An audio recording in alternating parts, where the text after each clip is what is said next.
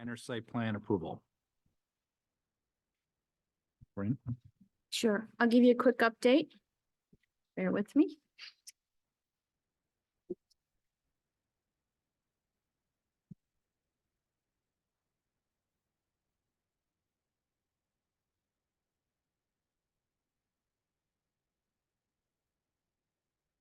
So at the last meeting on February 12th, we continued to this evening. There were some concerns due to abutters concerns with the project. Some of those being screening and fencing along Woodland Road. So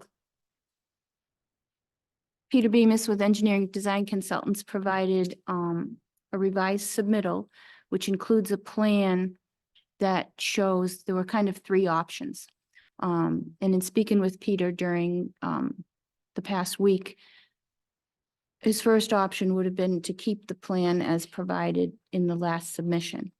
And then he provided a sketch where instead of the picket fence, he would replace that with a 6-foot high stockade fence. And then the third, which is the full-size set of plans that we received, was the option of putting red cedar trees along Woodland Road, which are at a higher density than the maples would have been. And I don't think there was any other significant change to the plan except for that mulched areas, grassed areas previously would now be mulched. And Peter can define those more when he presents it. So we did receive that revised submittal on February 22nd, included a cover letter explaining the sketch with the potential just fence change, and then a set of plans that showed the change in vegetation and fencing along Woodland Road. Let's see what else. We also received some email comments from abutters, which we can describe more if they're here to speak on that. And that brings us to tonight. So if we do have to continue tonight, if that is the case, I have an extension request that would need to continue the minor site plan. Although it's not a public hearing, we like to keep that so that we can file that with the town clerk. Thank you, Corinne. Mr. Bemis? Good evening. So as this process started, this started with the Zoning Board of Appeals approval, which conditioned our approval from them for selling vehicles at the site on items that were listed in their decision. And part of it was the fencing screening along Woodland Road. So we have three options for that. A picket fence with trees, a stockade fence with trees, or 19 Eastern red cedars, a native indigenous plant that's salt tolerant along Woodland Road. And we had proposed to put a section of panel fence along Woodland Road, along Corderville Road. And in lieu of not putting in any fence, I don't want to have a fence contractor just come for a small amount of fence. We were going to take those same cedars and put those in place of that fence. So that would certainly give the board the option of those three things, which is what the zoning board was looking for approval on. The zoning board also required that the concrete island that used to be in front of the building be removed. That has since been removed. They had suggested a restriction on parking spaces, and it didn't really require which one at the time. Our plan identified that there would be employee spaces only. That's what the site plan does show now, employee only parking spaces on the south side. The egress to the site would be through Corderville Road only. We have a traffic management plan that does that. The plans recite that. So that's satisfied. Hours of operation are listed on the plans. No idling of vehicles along Woodland Road. Again, traffic management is taking care of that. And then a clear demarcation on what vehicles would be in what spaces for sale or transition or sold cars. All those are on the plans. And then the only reason why we would have to go back to the zoning board would be if the board was to grant us more parking spaces for sale of cars. We never asked for that. We don't expect you to condition a decision on that. So we don't expect to go back to the zoning board of appeals. I believe we have a complete application before you. The board, it's really at the board's pleasure, which they feel would be the best option for screening along Woodland Road. I did reach out to the abutters that participated in the process. I've spoke to each of them individually. If there's an email, I didn't receive one, so I really have no further comment other than I did reach out. And I'm hopeful that I have support from the abutters, because I believe we put forward an improved and much better site plan. That's pretty much it. You do have the plan. Everything is on there that you folks have asked for to date. And the full-size plan does show the Eastern Red Cedars 8 feet on center along Woodland Road. And if the board was to go back to the other plan, you currently do have that plan on record with no other changes that would be necessary, because the mulch would be put in if we're going to plant evergreens, and if we're not going to plant evergreens, then it would be loam and seed, which is the previous plan stated. And the only issue would be the stockade fence would replace the picket fence. So, and I gave you a detail for that. That's it. Be happy to answer any questions. Thank you. Thank you, Ms. Houlihan. Thank you, Mr. Bemis. I know you said you've been in discussions with the abutters. I know Nancy and Laura specifically. I know they've kind of approached both the cedars as well as a fence with some lives. So I think you've given us the optionality. So thank you for that. I know that roadway on Woodland is a little bit difficult because it's mostly cement. So I think that the worry there is, how do you actually ensure that that stuff stays alive if you were to put it in, which I think is a reasonable concern, considering there's really no grass or for the planting or for them to grow or really maintain their roots. So I think from the perspective of what the board's asked and what we've heard from the butters, specifically the ones that have been part of the process, I think the screening meets the requirements. And then I think it's just up to the board to make that decision. So I have no further questions. Thank you, Mr. Maria. Hi, Peter. Thank you. I just one question. We, in some of the materials we received, we did get an additional video of a delivery on Sunday. And so one of the conditions in the draft right now is, the normal hours of operation that are listed, and deliveries, and Sunday closed for business, and deliveries to the site shall only be during business hours.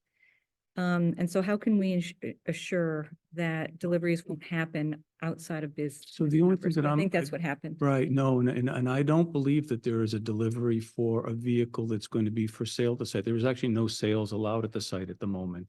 There is still a repair facility, so I believe what that would have been is a car broke down and they delivered it to the site for repair work. I don't know how that gets distinguished, because the facility is doing two functions, and it does have the ability to do two functions. So clearly no cars that are going to be offered for sale can be delivered outside of those business hours. That's what the decision says. That's what the Zoning Board of Appeals decision says as well. But they are still a repair facility. So if someone's car breaks down on Route 9, they're going to deliver it to the site for repair work. So I would just hope that that accommodation could be made, because that's the only type of delivery that could happen outside of business hours. That's it. And they should be held accountable for that. I would expect them to be. But there still has to be a provision for them to get a car outside of the window, as long as it's not a car for sale. And I don't know how we distinguish that, but I'm sure we can find a way. Thank you. Just before you move on from that topic, I just want to point out, Peter, and to the board, that in the draft decision that was discussed at the last, or that has been provided to you, there is a condition number 7 that indicates deliveries to the site shall only be during business hours. No idling of delivery vehicles. There is no distinction between what type of vehicle gets delivered in our draft decision. Thank you. I mean, just to say that's, if you're stuck on the road and you have a tow truck coming and you tell the tow truck where to bring your car, they're gonna, I mean, I agree with Mr. Bemis, they're gonna bring it to where you say, and it might be after hours. So I don't think we can do anything further. I'd love to, but I don't think we can. Miss Latrell.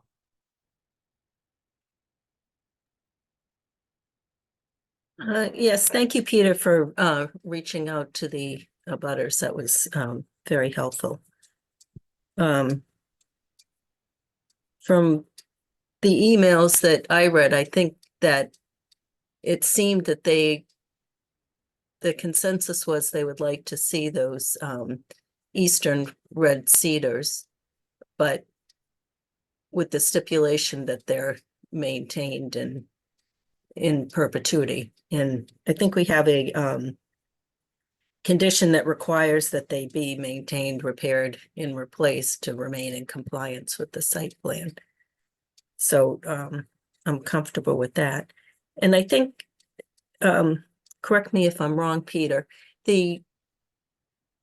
some of the hardtop is being removed and mulch put in its place to plant those trees, or how are they getting? That's planted? right. And I would assume that some of the existing soil conditions there would be improved to support the growth of the tree as well. So there would have to be some excavation work to do that. Because I mean, we're gonna plant these trees and I expected you to have that condition that they be maintained. I mean, there's quite an investment that's gonna be made to do this. So they'll be taken care of. Okay. Mm, Mimi, just while you're still on that topic, I just want to point out something briefly that I've noticed that some of the paving on the site there's potholes and it's kind of breaking apart a little bit. Is there any intention that that will be fixed, resurfaced, or anything like that? Because part of the site plan is the surface and how it's proposed, and it does look like it's taken some wear and tear there on the Corderville side especially. It has, because the work was done in 2015 and it probably, didn't get as much preparation as it needed. I don't see that being a problem to repair any damaged pavement in the area as well. So the board might consider that a condition, even though it's required as part of the site plan that the surface is what is proposed or staying as existing. You'd still have to meet like the 2015 surfacing there because you're not changing that surfacing anyway. That's right. We're not gonna extend it further. Okay, I just wanted to make sure they're aware. Sorry, Mimi, back to you. Oh, that's fine. And our code requires that the trees are all a minimum of 3-inch caliper. But these are eastern red cedars, so there's a height that we listed for them. Okay. You've got the one thing I will say to you is that you have to put in a tree that's going to be able to be nurtured in that location and grow from that location. And we're putting in a reasonably sized tree. We're going to put in a 6-foot fence. We're going to put a 6 to 7 foot eastern red cedar in place. And as I described to the neighbors when I spoke with them, these trees aren't going to just get sunk into the ground. They're going to stick up a bit from the ground. So they're going to read probably 7 to 8 feet on day one when they get planted. And they just have to be given enough time to grow. So it's only natural to expect that, but to put large vegetation in and not have the ideal situation for them to grow in is just not a good recipe. So.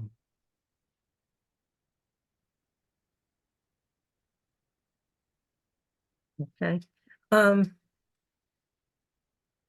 And I would also like to echo a concern voiced by Ms. Demuria that it appears that the new tenants aren't really making an effort to be considerate of the residential neighborhood that they're in. And, they're going to be watched very closely, so it would behoove them better for their business and better for the neighborhood if they try to be more considerate. I know this is a difficult lot, but everyone has to make an effort to work together. No disagreement. I did mention to the attorney that's involved in the project there needs to be a do and don'ts list. Yeah. They need to follow it. No question. And also, I would suggest that we add the delivery of vehicles shall enter the south driveway from Corderville Road and exit through the north driveway onto Corderville. In our conditions on the site plan, just to be consistent with the zoning board conditions. Could I interject? So the Sure. the zoning board was basically just saying if if a vehicle is coming to deliver vehicles to the site, if it's traveling from the south, it needs to continue going north. If it comes in from the north, it needs to continue going south. That's what the objective was. Basically not to be turning around in some manner. Because there will be some vehicles that come from the north to this site. They just need to continue going south and then find their direction back if they need to go north, not turning around. And then, and I know a lot of vehicles come from the south because of the Odessa facility in Framingham. That is probably where that language may have stemmed from, but there will be times when vehicles do come to this site from the north. They just need to continue traveling south. So the concern was that they'd pull in from the north and have their lights shining on the homes on Woodland instead of continuing across in front of the building. I didn't recall it that way. They're supposed to be doing the car offloading in front of the building. So there Right. shouldn't be any cars going into the parking lot, then, to my knowledge. None of But I those think- delivery vehicles should be doing that. Right. They shouldn't, but somehow I'd like to memorialize that in the decision. Because I think they have been. Okay, but I think you can do that by again telling them the vehicle is to continue traveling north, continue traveling south, and to discharge vehicles in front of the building. Okay, That would be a better way of writing your decision than, and you know, if you're trying to avoid the lights going in, then we don't pull straight into the parking lot with the delivery vehicle. I'm fine with that. And that's okay. on the west side, building on the west side. So on the side of the building, which is on the west side, right? Yes. Oh, yes, yes. Okay.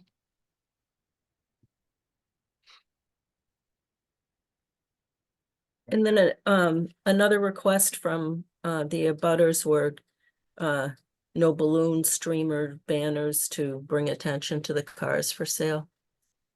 I think that would violate our sign bylaw, but it doesn't hurt mentioning. Okay, seems reasonable.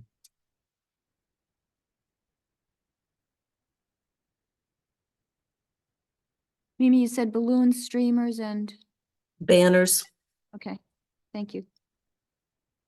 On the parked vehicles. yeah, to draw attention to the vehicles for sale.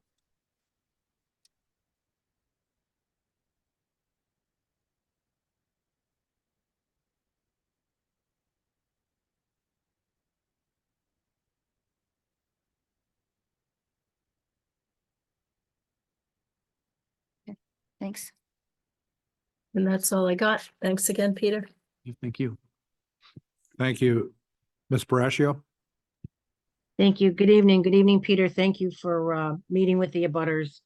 I'm not going to add too much to what's already been said, other than if I can stress one final time for you, the level of confidence for the abutters with vehicles coming in and out of there and making sure that they are only drop-offs for repairs.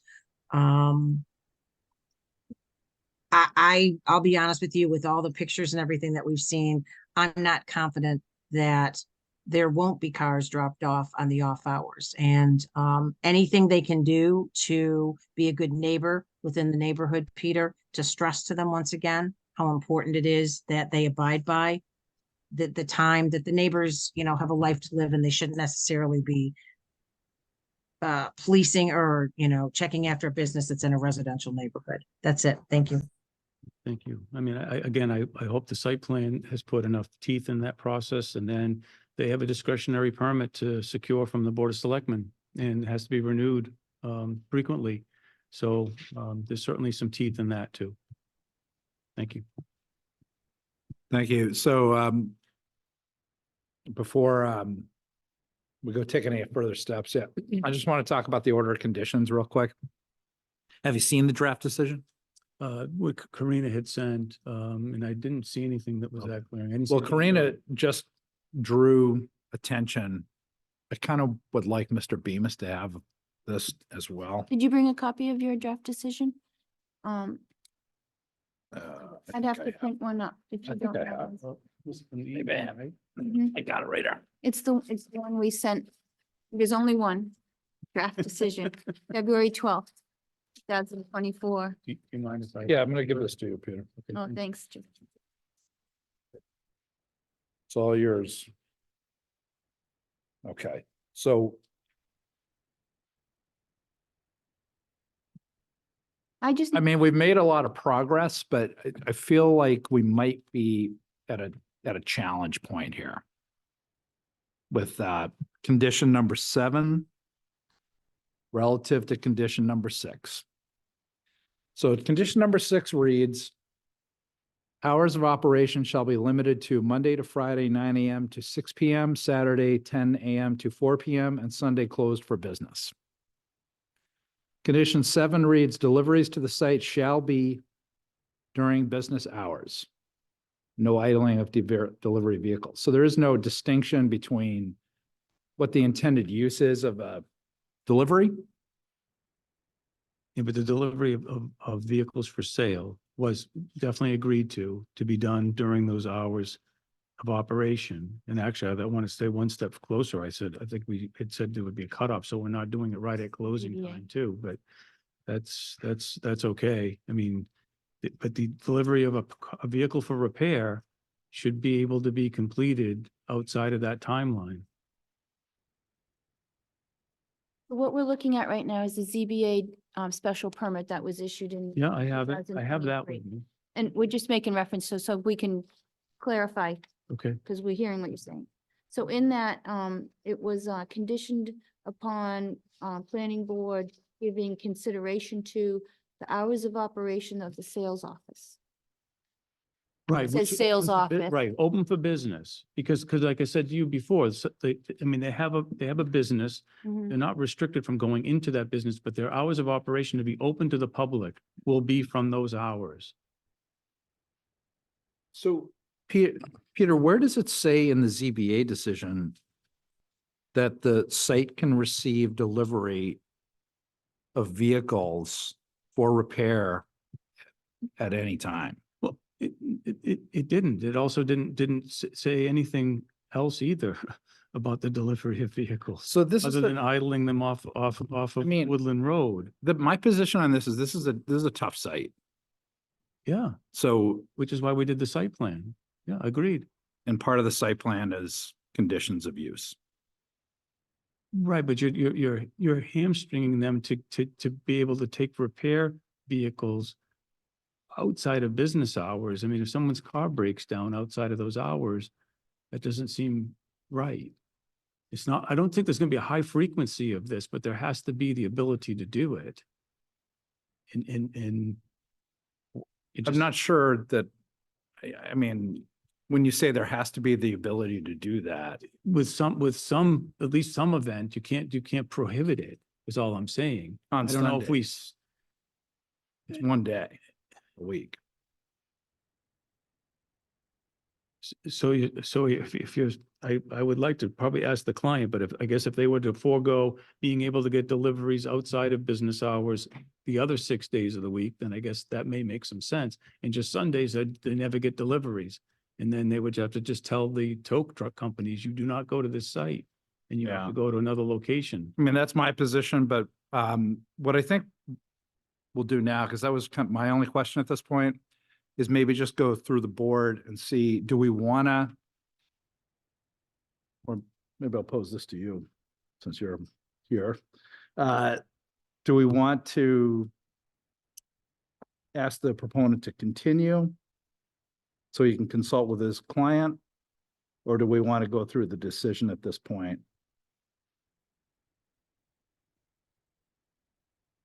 So we'll just take the consensus of the board. Ms. William. Yeah, this is a tough one. like I completely understand that this was relative, as saying that use could be for delivery of repair or sales. Clearly, this whole site plan was to incorporate the use of sales as a facility of the site plan. The delineation of the delivery. I mean, I'm a little challenged if that's my mechanic and I break down on the pike and I have to take my car somewhere. I now have to find a new mechanic as a disabled vehicle driver versus getting it delivered on a Sunday. I don't know how. I mean, I'm not sure about the facility owners currently because they seem to be having some challenges with some of the just abiding to being a good neighbor. And we've gotten the videos and we've gotten the pictures, so I can't trust that that will be in good faith. A bit of me would prefer to have you go back to them to talk about the stipulation if they would be willing to forego deliveries on Sundays. I understand the quagmire we're in, but I also want to be respectful of the neighborhood, and it is a difficult location. So my vote is to have you go back. And if there's something that they can add in writing to stipulate that they would be willing to forego deliveries of anything on Sundays. So the other Thanks. dilemma I've had in this transition period, because we had the tenant that kind of all of this was drafted around. And then they lost confidence in the process and left. And then a new tenant came in and that's been the dilemma we've all faced. So they're and the guardrails, and as I said to the abutters, the guardrails really aren't up. We're trying to put them up. So they stay inside those guardrails, so to speak. So that's been the challenge for all of us to deal with in this process. Thanks. We're just going through the board on the consensus Yeah, I at was this just, I'm point. just gonna say, no, I was gonna say, I don't, there's nothing that's forcing us to make a decision this evening. As I said to you 2 weeks ago, I want to get it right. We've spent too much time to get to this point. I don't, just have one board member reluctant. I know you had already kind of spoke your reluctance, Chairman Stein. So I would just say, let's continue. Is there a meeting in a week or 2 weeks? Look, is that the consensus on board? I can't see Mimi and Yeah. Lisa. Mimi, you good with that? Yes, Lisa? Yes, Okay.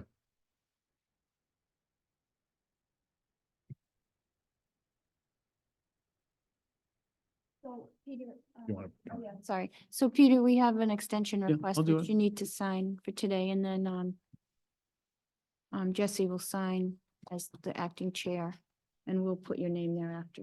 We'll cross it. Yeah. Mr. Chairman, can I just ask a question? Please. So, so are we asking if they're willing to take no deliveries outside of business hours? Or just no deliveries on Sundays? It's the same thing. If we're looking at the order of conditions as they are now, Right. it's basically ensuring, this is why I asked Mr. Bemis to look at the decision at the same time as we're discussing this. Because it's really straightforward on the draft decision. The condition that deliveries to the site shall be only during business hours. And then if you look at business hours, as I said, it's Monday to Friday, 9 to 6, Saturday, 10 to 4, and nothing on Sunday. Okay, I just wanted to clarify. Thank Okay, you. thanks. Okay, so I gave you the extension. Thank you. Anybody from the public? Want to speak? Any questions? Okay, thank you, Mr. Bemis. Next item is a public hearing, special permit to amend chapter 174-9 to include an expiration for special permits as required by Mass General Law C 40A, Section 9.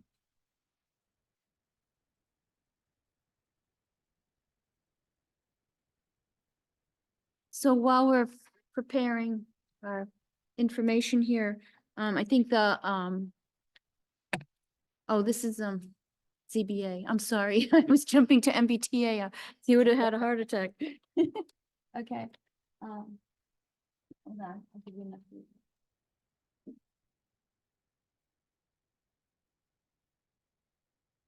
Sorry, we've been extremely busy, so. So at the last meeting on February 12th, it was the opening of the public hearing for,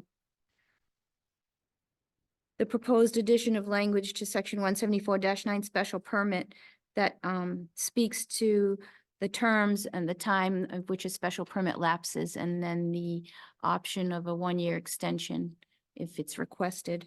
And just to recap, the original draft language had the applicant shall be granted a single one-year extension, and the select board indicated at a prior meeting that they recommend it should say the applicant may be granted a single one-year extension. And again, this is similar to what we do with major site plan and LID special permits for low impact development.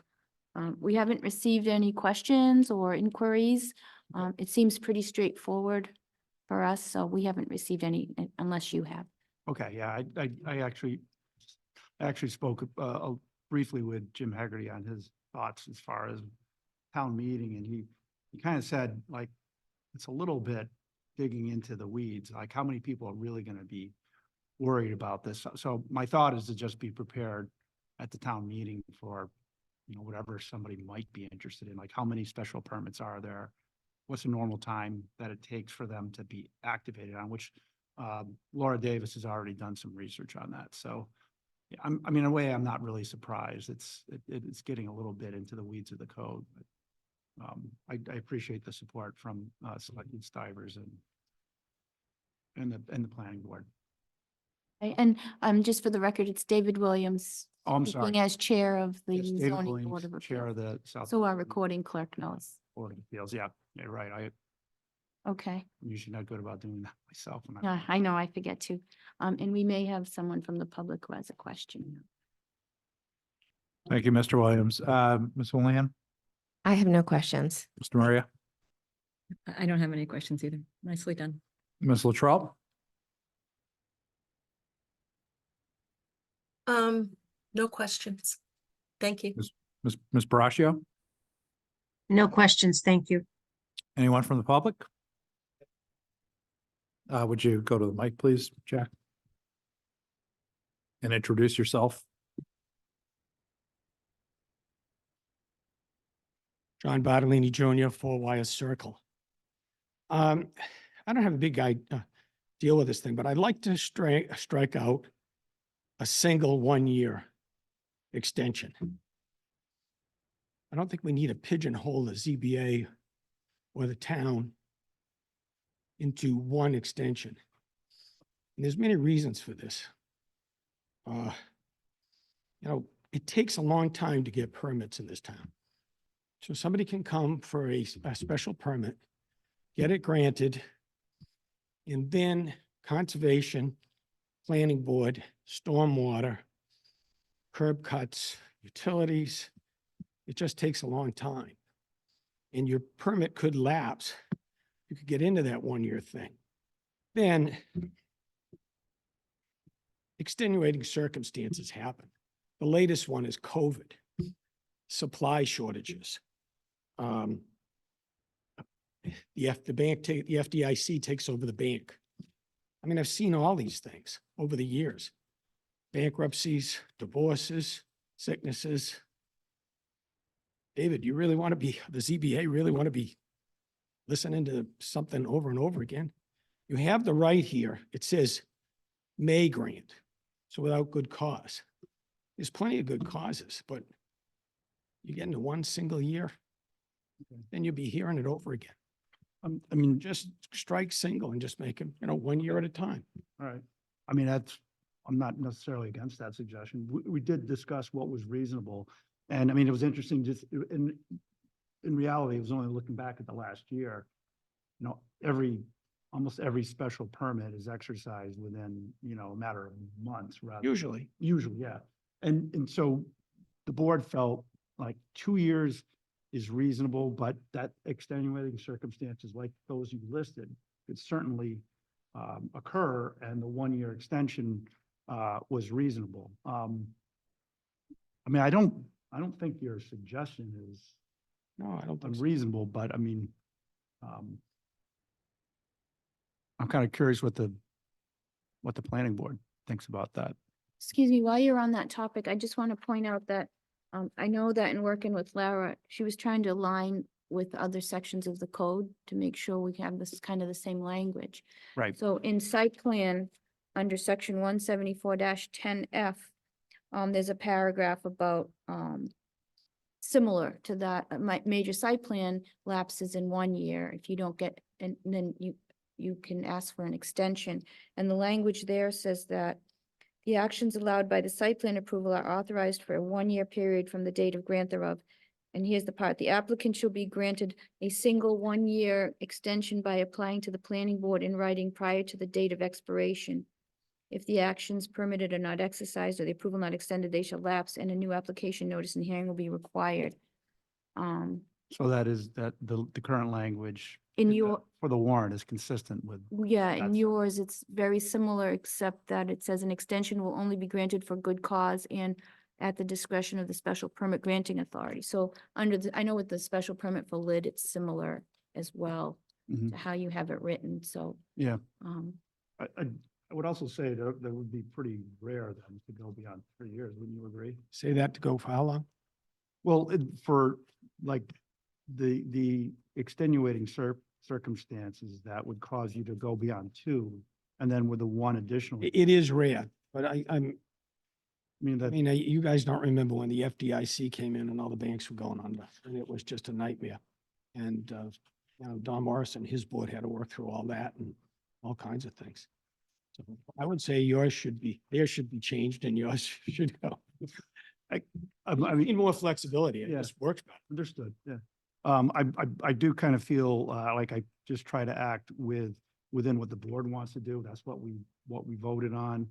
I think we're pretty much up against the time period for the warrant, right? So, I mean, it may be, this may be something better off to be raised at town meeting. I just don't know if we're changing that at this point. Simply because the ZBA is, I remember when we were next scheduled to meet, but we were gonna have one this week, and actually we decided not to have it because we had nothing on the agenda. So my fear is that we're not gonna meet. You know, this needs to be submitted. And it may not have been vetted, that Correct. approach would likely have to be vetted by town council for you to make sure that it's not contradictory to Right. the intent of what you're trying to do. Okay. Because I know in the past that, at least from my experience on this board, the goal was the whole idea was so that projects didn't linger so long. And I understand, Jack, what you're saying about, conditions of pandemics and Yeah, supply there's chains so and much such. stuff. I mean, you get over the COVID and then all of a sudden you can't get material. So then what do you do? It may be, I just want to be, Colleen brings up a good point. It may be referring to only one 1 year at a time. 1 year at a time. Let me see, the applicant may be granted a single 1-year extension. No, it's supposed to be, because I know from site plan that once you have one extension, you can't come back for another. right. So the intent is that, you got to get your project going and. Right, and I think the ZBA, our discussion was clear on that too, that it's not to keep coming back for more and more. Mhm. The thought was a single one, so, again, I feel like this is representing what the board voted on. So I'd be hesitant to strike that. And I believe it's for taking action, to exercise the permit. Correct, It's it's not I know that. completion. Yeah, Because what we used to do is go dig something up just for the sake of digging something up so that you'd take action. Then you guys don't like that either, but I've been doing this a long time. The FDIC, the recessions, the pandemics, the shortage of materials. It's just, and then you can always rubber stamp something, but that never really happens either. Dave, quick question. What is the process to get the extension? Can it be done by email with the zoning board of appeals, or do the proponent have to come before you? Well, it says, to apply in writing. I think we've never once had to do this, so I don't actually know. I would expect they would apply in writing, through the admin, and then come before the board to say, this is why I want to do it. That would be my expectation, yes. Sorry, Jack, I don't find it completely too onerous, but then I'm not in your shoes, so I appreciate what you're saying. So what I'm hearing is if I want to change this, I got to do it at town meeting. Well, again, I know I'm here representing the ZBA, but it was something that we actually took some time over a fair amount of time to deliberate on, and that's what we settled on. I don't know if I'll do that, but I just thought that this is the better way of doing it. I mean, this stuff does happen. Understood. Okay. Thank you for that. Thank you. Mr. Stivers? Thank you. Sam Stivers, a select board member, but speaking as not for the select board, but as a former zoning board member. I've had some experience with this. I think Mr. Bartolini raises some interesting points, but it cuts both ways in the sense that the world is unpredictable.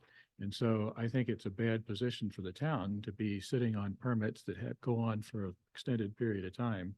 And the world changes, the neighborhood changes or whatever. So something that the ZBA would have approved 3 years ago now is something that may not be so easy to approve, et cetera. So it does take a while to get permits done in town, certainly. On the other hand, again, 3 years seems to me to be a reasonable time to go through the permitting process. And I think this is a reasonable balance between flexibility and getting things done in a way that consistent with the original conversations around the permit application. So I think this is a productive change, and I've seen some negative consequences from permits or extending and winding up with a problem based on that. So no perfect solution, but my vote would be to support this proposal. Thank you. Thank you. Any other questions or comments from the board? Mr. Williams, anything? No, I think I'm all set. Thank you. All right, thank you very much. Yeah. Sorry, one moment, please, Mr. Williams.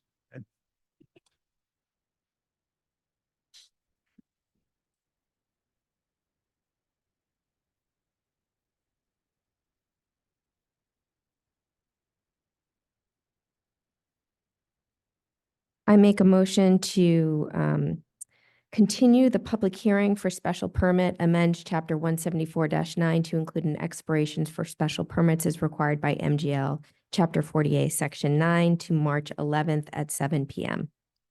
I second. Motion's been made and seconded. Any discussion? Hearing that, all in favor, Stein, yes? Houlihan, yes. Demiria, yes. Latrell, yes? Brascio, yes. Thank you. Thank you.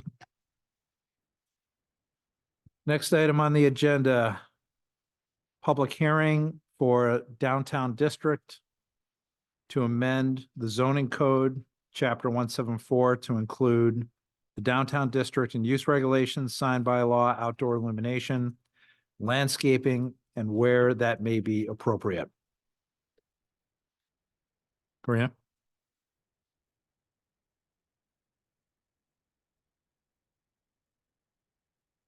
So, this public hearing for zoning amendment for the downtown district to do what we consider like housekeeping, some fixes to the code that, we realized weren't put in originally.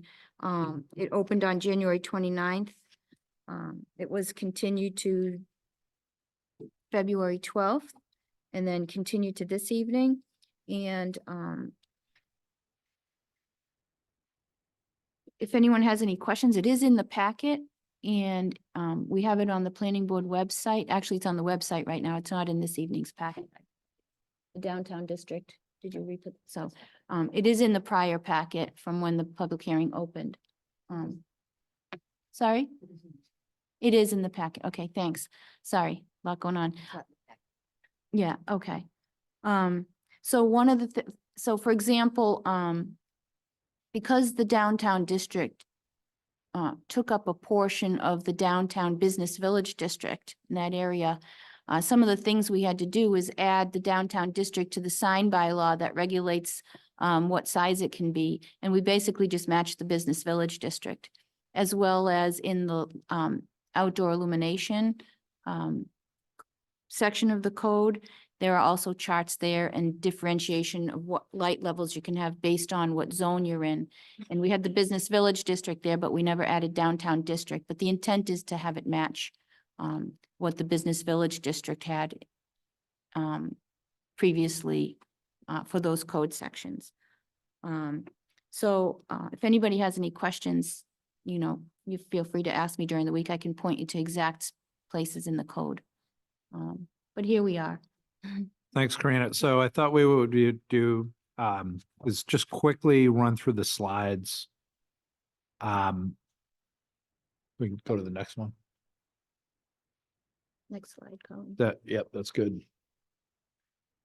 So Karina actually just explained it very well, so I won't go over this too much, but just revisiting the original bylaw that was approved in 2021 to include a downtown district that allows by right multifamily and mixed use, signage, outdoor illumination, and landscaping being maintained from the business village district. Zoning changes require updating the town code and at times the zoning map, and we're seeking 2/3 supermajority at town meeting to codify, which means to update the town code accordingly. So this is a housekeeping item. Want to advance the next slide?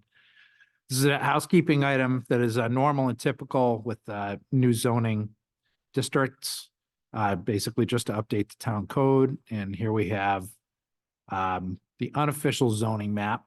At this point, this has not actually been updated on the site, but It's very close. it's very close. Exactly. Go to the next slide. And we have a close-up of the district itself in the downtown area. Next slide. Another one.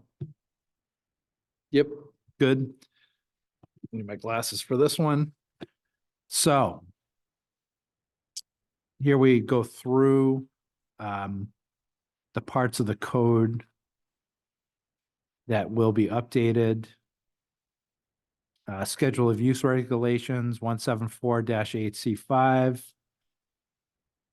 Signs, 174-11D. And so we're adding and downtown district to those two. Next slide. Signs, 174-11E1A. Signs, 174-11E1B. 174-11E2A, 174-11E2B, 174-11ED1, 174-11ED2, all adding and downtown district. Pretty straightforward codification, as I said. Next slide, outdoor illumination 174-12E3B in table 1 of the business village, and landscaping 174-13A3. And now, anybody on the board want to comment, feedback? Ms. Houlihan? No, I think that looks good. I think it's very clear for anybody needing to see the details.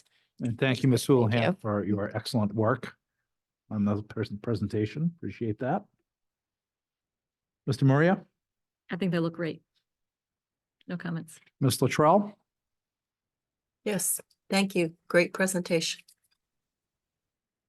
Ms. Braccio? No comments, but great presentation. Anybody from the public?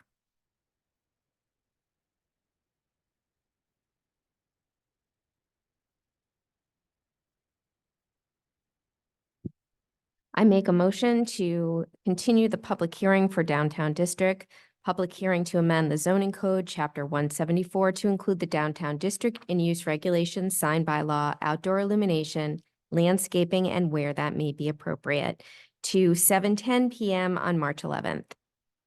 Second? Motion's been made and seconded. Any discussion? Hearing that, all in favor, Stein, yes. Houlihan, yes. Demiria, yes? Latrell, yes? Brashio, yes. Thank you. Next item on the agenda is a public hearing. MBTA Communities Multifamily Zoning. Mass General Law 40A, Section 3A, Multifamily Zoning by right. Karina? Okay. This one's a little bit more complicated. But I'll get you up to speed. So first of all, this is the opening of the public hearing. So I'll read the public hearing ad, the legal ad that was published in the paper. Also. Second.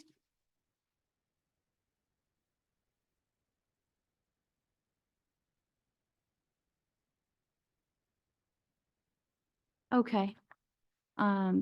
February 7th, 2024, the public hearing notice, MBTA Communities, Chapter 48, Section 3A, adoption of multifamily zoning by right bylaw. Per section MGL 40A, Section 5, the planning board of the town of Southborough shall hold a public hearing on Monday, February 26th, 2024 at 7:15 PM in the McAuliffe Hearing Room, 17 Common Street, Southborough, Mass, and via Zoom to consider the adoption of a new bylaw required under MGL Chapter 48, Section 3A MBTA communities to create overlay districts for multifamily housing by right. These hearings concern proposed overlay districts that will allow multifamily housing by right. Copy of the proposal may be reviewed on the planning board's webpage at www.southboroughtown.com/planning-board or in person at the Southborough Townhouse during normal business hours. Persons wishing to participate in this meeting can do so in person or via Zoom remote participation by going online to www.southboroughtown.com/remote meetings.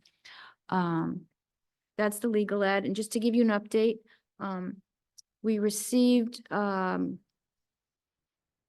the select board, it's required that the select board forward zoning amendments to the planning board. We received that on February 6th. The application, was filed with the town clerk on February 7th. It was distributed to department heads on February 8th and to the planning board on the 6th. It was run in the newspaper on Monday, February 12th and Monday, February 19th. For tonight's public hearing opening, the 26th. It was also mailed out to local towns and agencies as required by state law on the 8th. And that brings us to this public hearing. Thank you, Karina. So I thought what we would do to start is go through the presentation slides. So Marnie, you want to take that? Okay. Colleen, can you let me share my screen? Oh, yeah.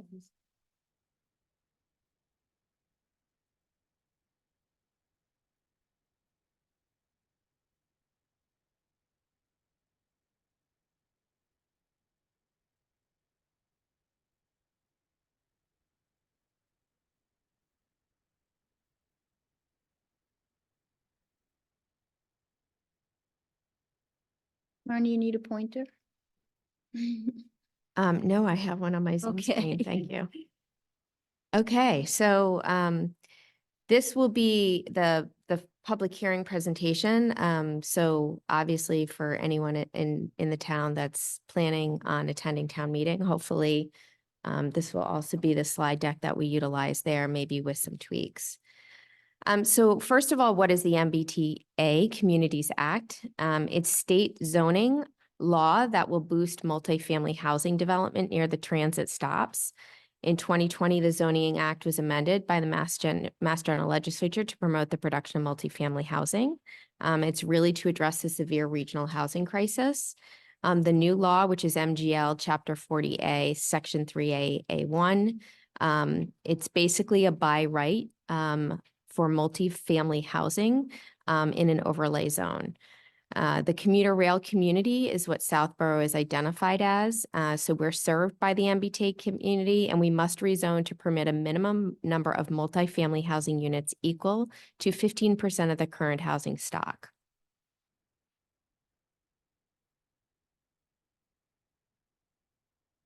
So what is the So what does it mean? So on the right, what just appeared are some of the 5 criteria based on the Mass General Law. 50 total acres, 10 acres within a half mile of the MBTA station, walking distance to public transportation, bikeways, bus stops, suitable for families with children. There should be no bedroom or age restrictions.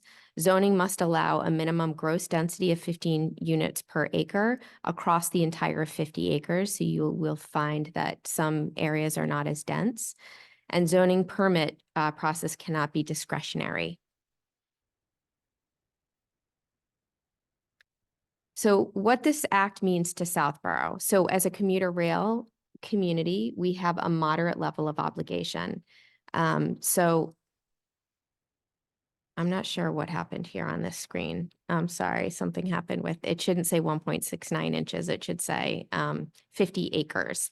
10 acres within a half mile of the MBTA station, 25 acres must be contiguous, 15 acres in minimum of 3 5-acre areas, and 750 units total. So we must be able to rezone to permit 750 multifamily housing units. 20% are required near the transit station.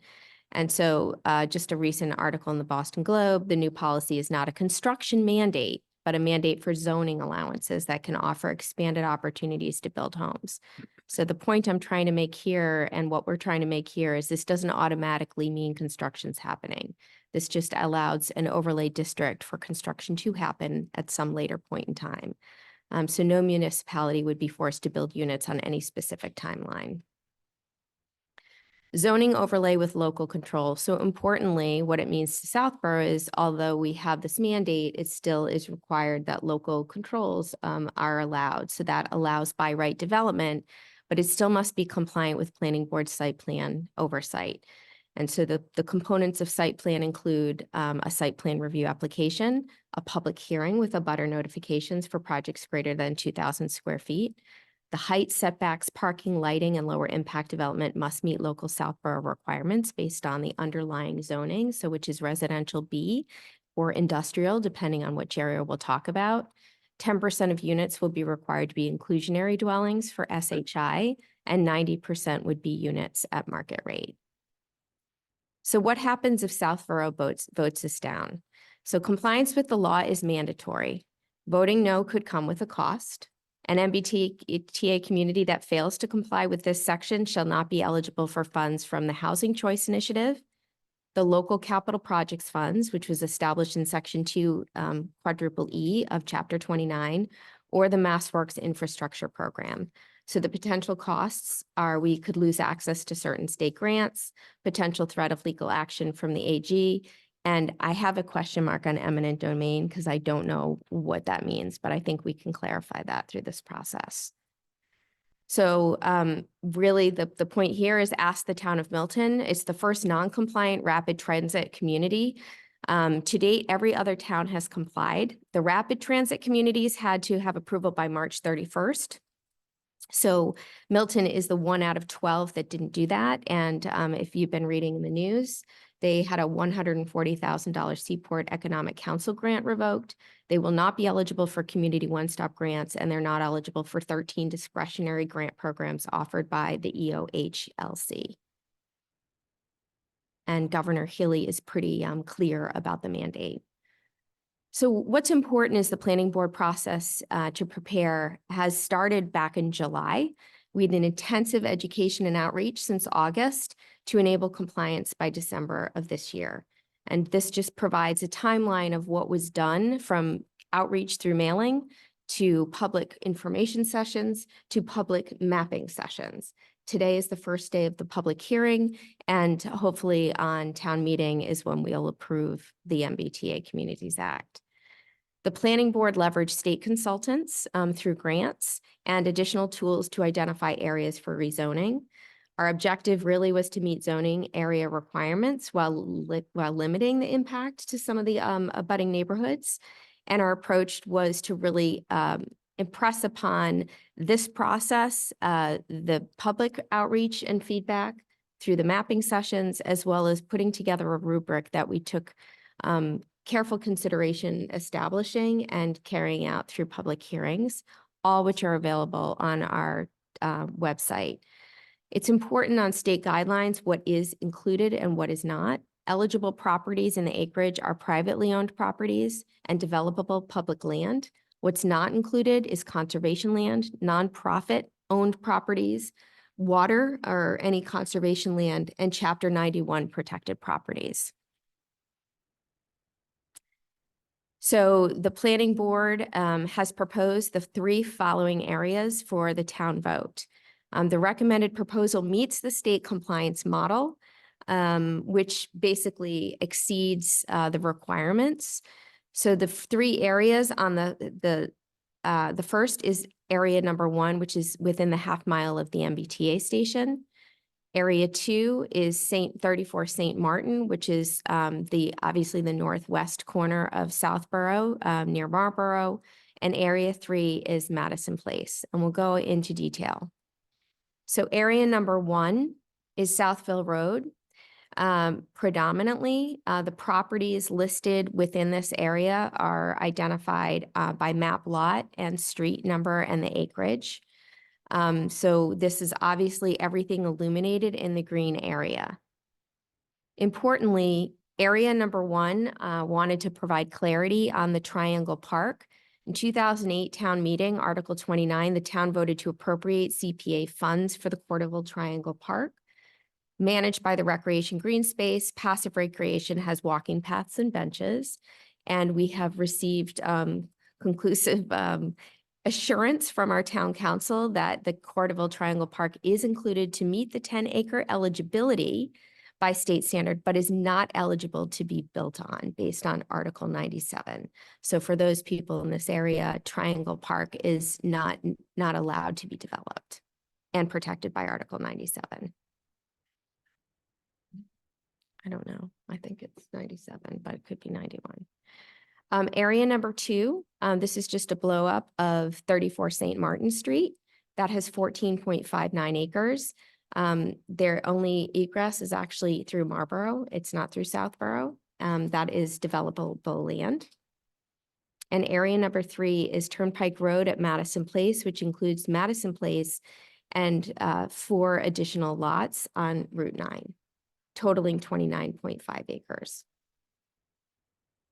So the next steps are really that the MBTA Community Zoning District that will be identified ultimately needs to be approved by December. We have the annual town meeting in March. We're hoping that will be happening in March. There may be additional special town meetings held this year, but the goal is to have the community approve MBTA and use these public hearings for feedback on the areas identified. Thank you, Ms. Houlihan. So rather than get into questions, we're going to have people hold their questions for the time being. And now focus on the bylaw. After we get the bylaw discussion done, we will then go down through the board for comments and questions. And then we'll have public comments and questions after that. Karina? Sure. I'd also just like to mention that this information has been incorporated into a Municipal Technologies Committee survey to the town. There's a section that will ask some questions and look for feedback based on the current mapping and the draft bylaw to date. So just be aware of that. You should be seeing that, and if you can, fill it out. Okay. Then also. So at the last discussion, prior to the public hearing opening, we had a draft bylaw or warrant article, I should say, that was provided by a sub-consultant to our consultant Bowler Engineering through our grant with Mass Housing Partnership, MHP. And we worked diligently among various people to come up with a clear, defined approach. And once we received the draft, we reviewed it, provided revisions and incorporated that. Then we also provided it to town council, who also provided comments back, which we received this afternoon. So what I'd like to do is, depending on which version the planning board wants to review, if we want to review the town council's comments and just go through that. It's a little difficult because you kind of have to compare it to what we provided them to review. But we'll get through it. We'll just go step by step. So it might make sense then for Colleen, can you put the town council comments on the screen? It's up in the Dropbox. You want me to do? Go ahead. It's in the Dropbox.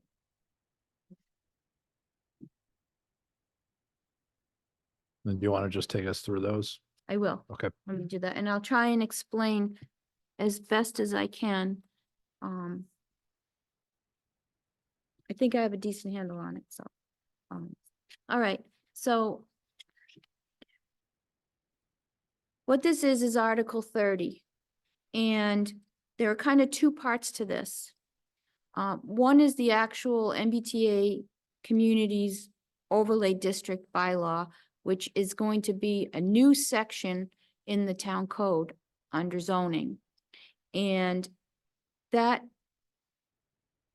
piece, as far as we know at this point, will require a simple majority vote. There's another piece to the warrant article that includes updating the zoning map to include these defined 3 sub-districts, and then also some minor changes or additions to definitions in the current existing code. For example, definitions, there's a section at the beginning of the zoning code that talks about you need a special permit for from the ZBA for 2 buildings on 1 lot. This code and this mandate says that you can have a 3-unit building is what's considered multifamily, and also, or 2 buildings on a lot if they have more than 1 dwelling unit in each. So essentially like 2 duplexes. So that conflicts with that section of 174-8, because you're not allowed to, this has to be by right, so you can't have special permits for this unless the permitting is required, say, for the Clean Water Act for conservation. They're exempted from that because that's a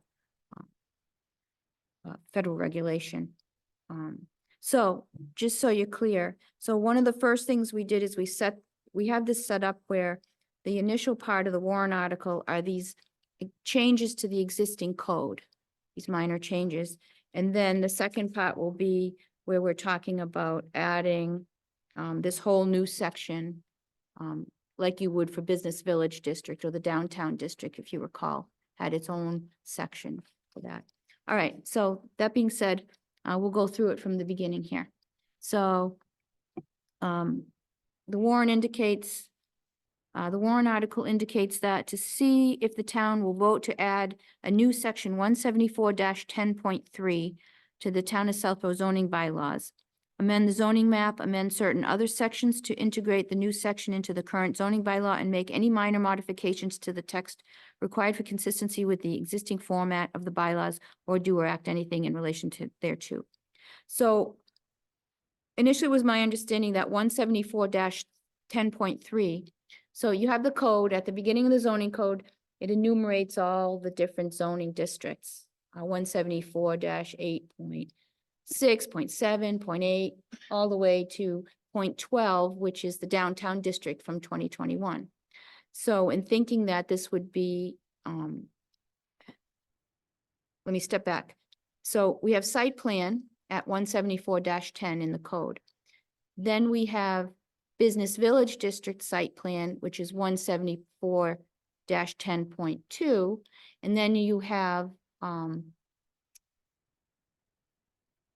the Downtown District, which is 174-10.2, I should say. So it's 10 point, site plan is 10.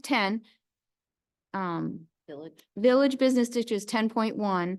Downtown district is 10.2, and then the MBTA communities would be 10.3. So that's how we had originally gotten it from the consultant.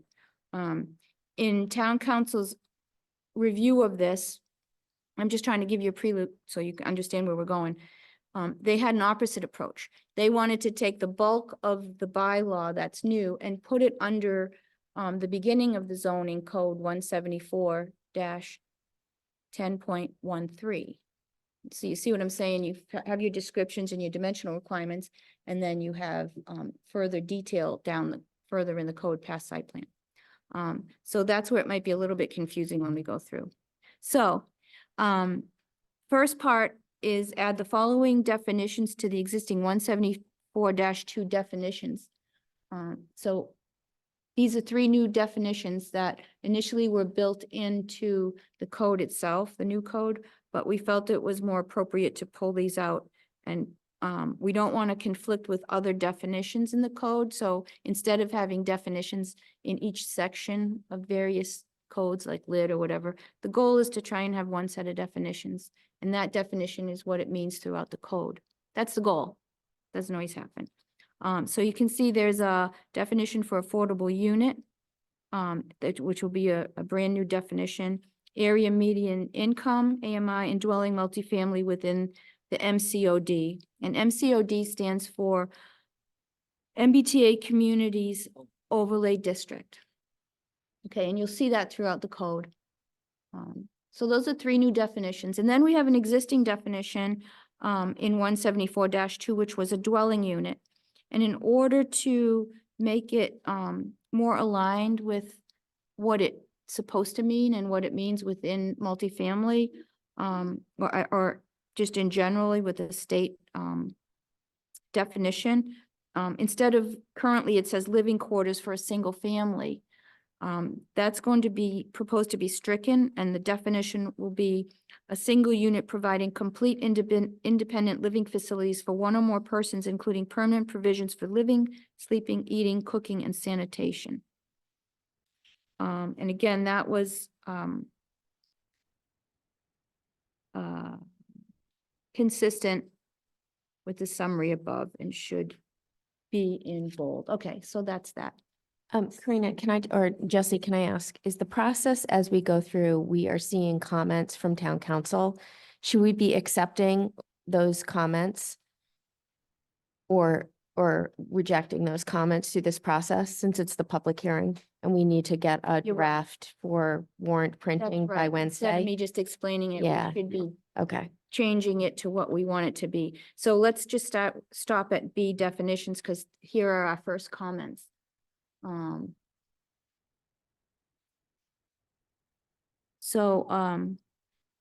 This is the tough part. the original, she said, a multifamily housing unit that is subject to a use restriction. She removed the word use, Yeah, that's it. subject to a restriction.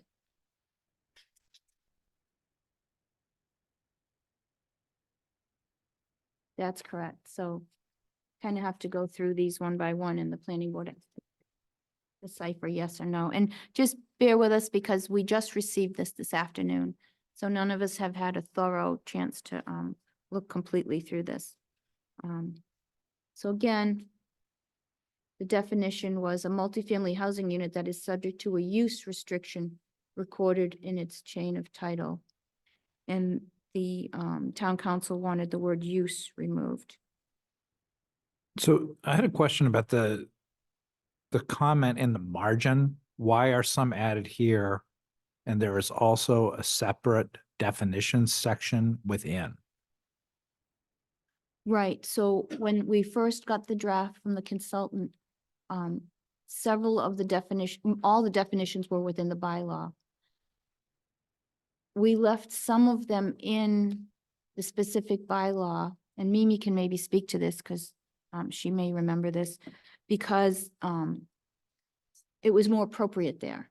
They were specific to this bylaw, and there was concern also that it may conflict with definition elsewhere. So let me just look at that first. I mean, I recall that at our last working group session, Yeah, the consultant was pretty adamant that we should have all the definitions in one section.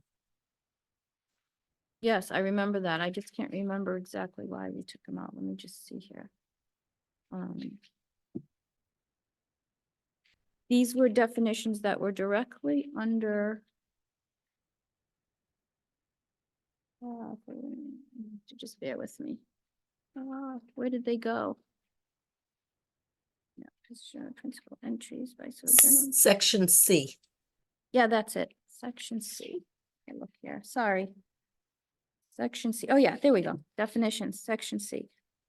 So we had affordable housing was left in there. Housing that contains affordable units as defined by section 174-2, and that means affordable housing specific to this multi-family housing bylaw that contains affordable units. So as you see, affordable units is defined in 174-2.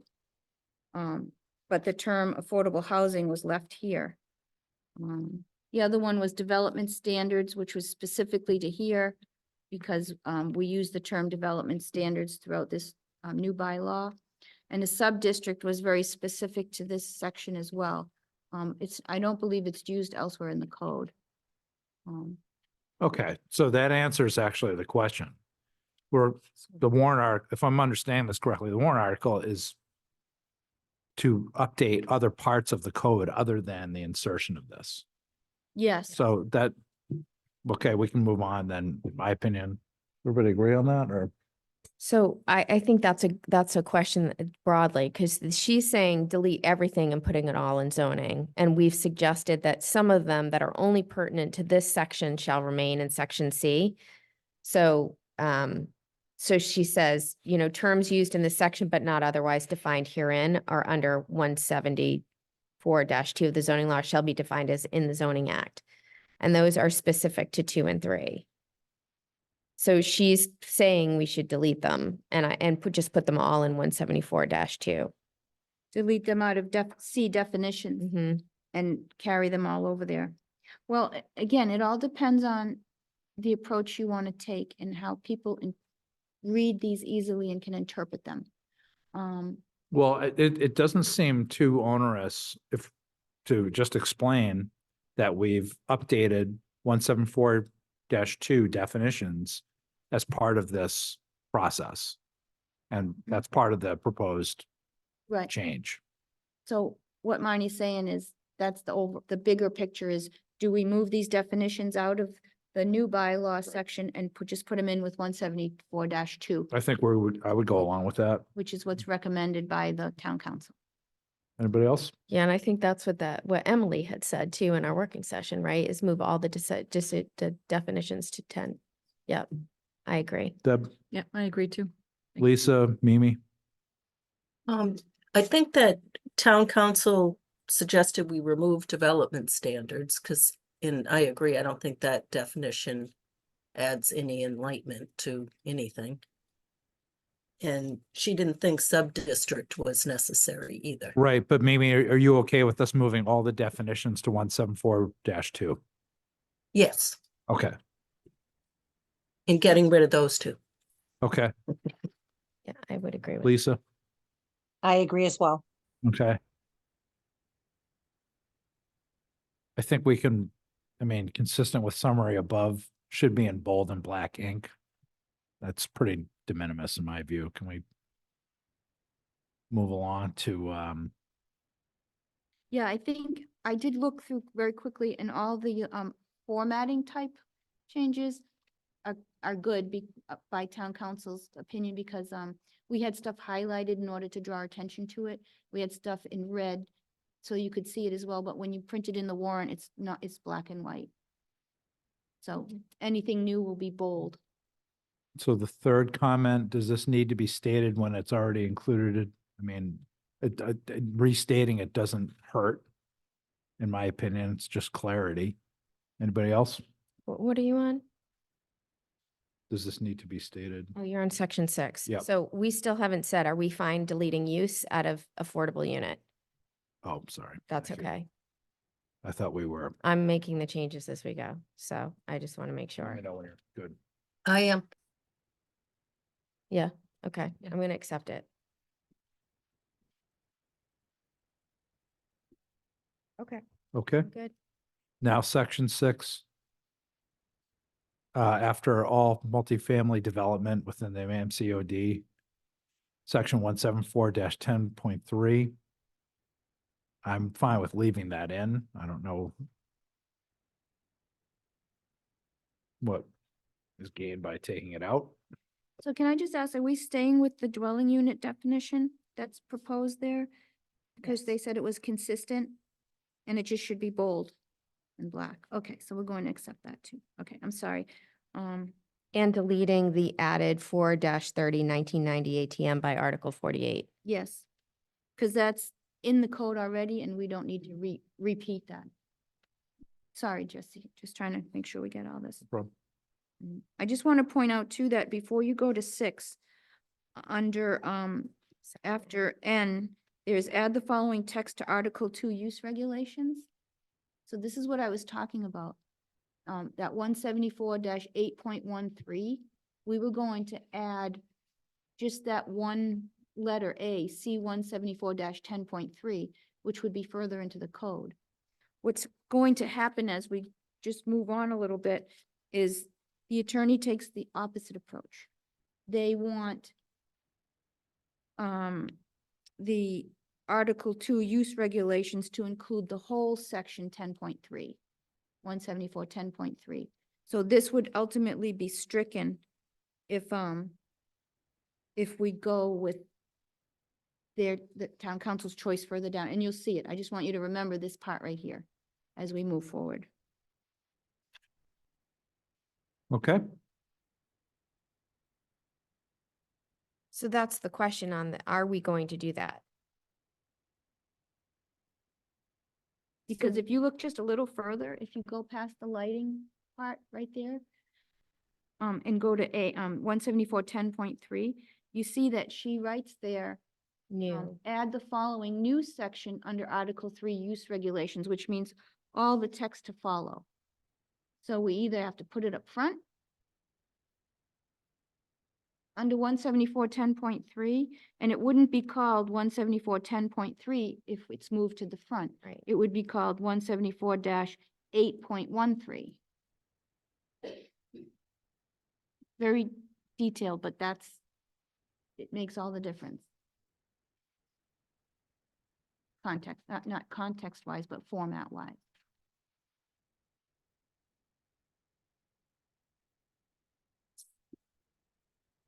So my thought is, we've been working on this for like 3 weeks. Mhm. And to have the legal counsel suggest that we throw a massive wrench in this Mhm. when it's due to Mark Purple, who's been kind enough to give us an extension.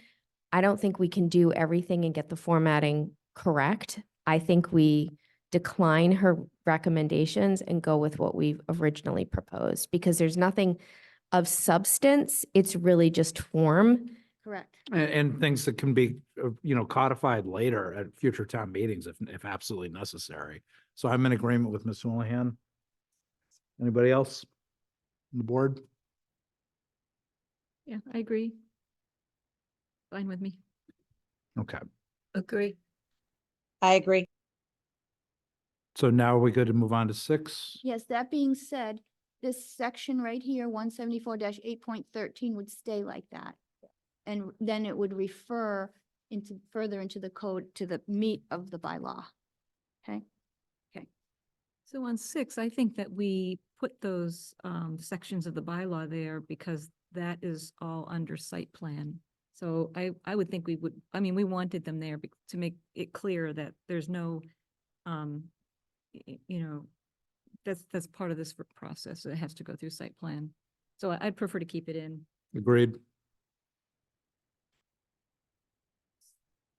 So she stated, add the following text to 174-10 site plan approval. I think and she deleted the purpose of site plan review procedure. She says, does this need to be stated when it is already included as part of the review under that section? So what she's saying is again, wholesale change this and put it in a different section. So I would like to recommend we delete that comment and put back the language that we originally had, reject her suggestion. Yep. So I'm gonna reject her change Right. and remove her text. And she's saying that because we do have a list further down, but it's pertinent to that to remind people that this is going to be part of site plan review, because you can't have a special permit, but you can't just not review stormwater or lid things or sign things or lighting aspects. Yep. Okay.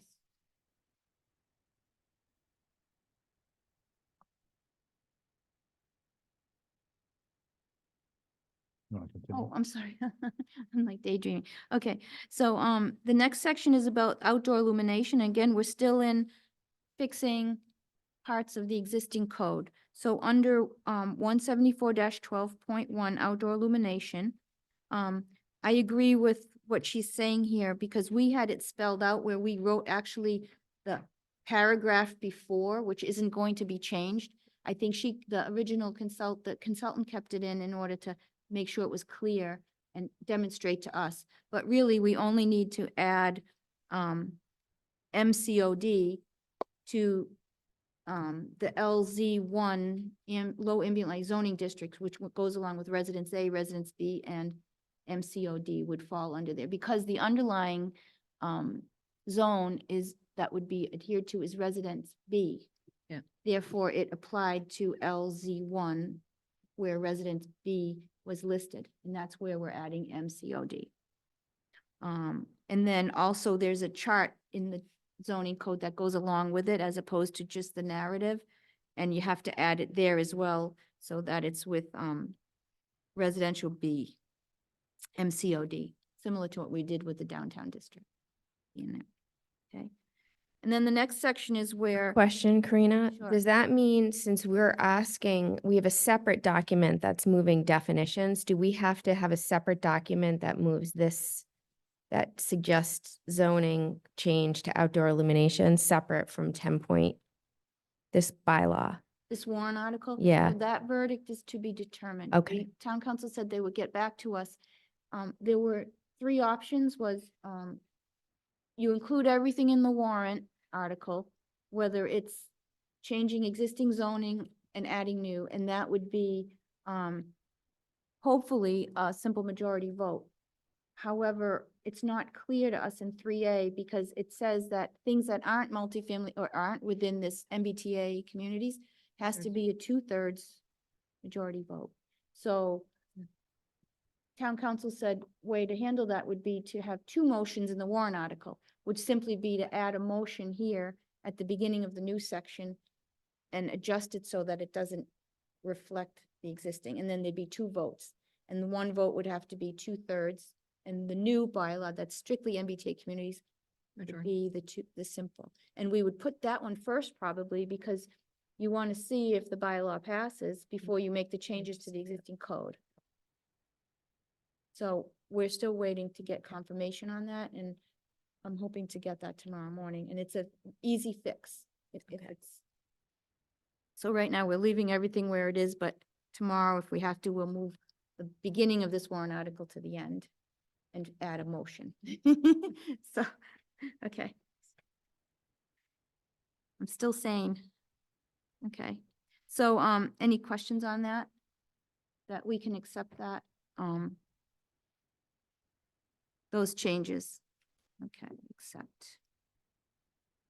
All right, so the next section, it says add the following new section under Article 3 use regulations. We won't have that based on our approach that we just decided. We're just going to say add the following section.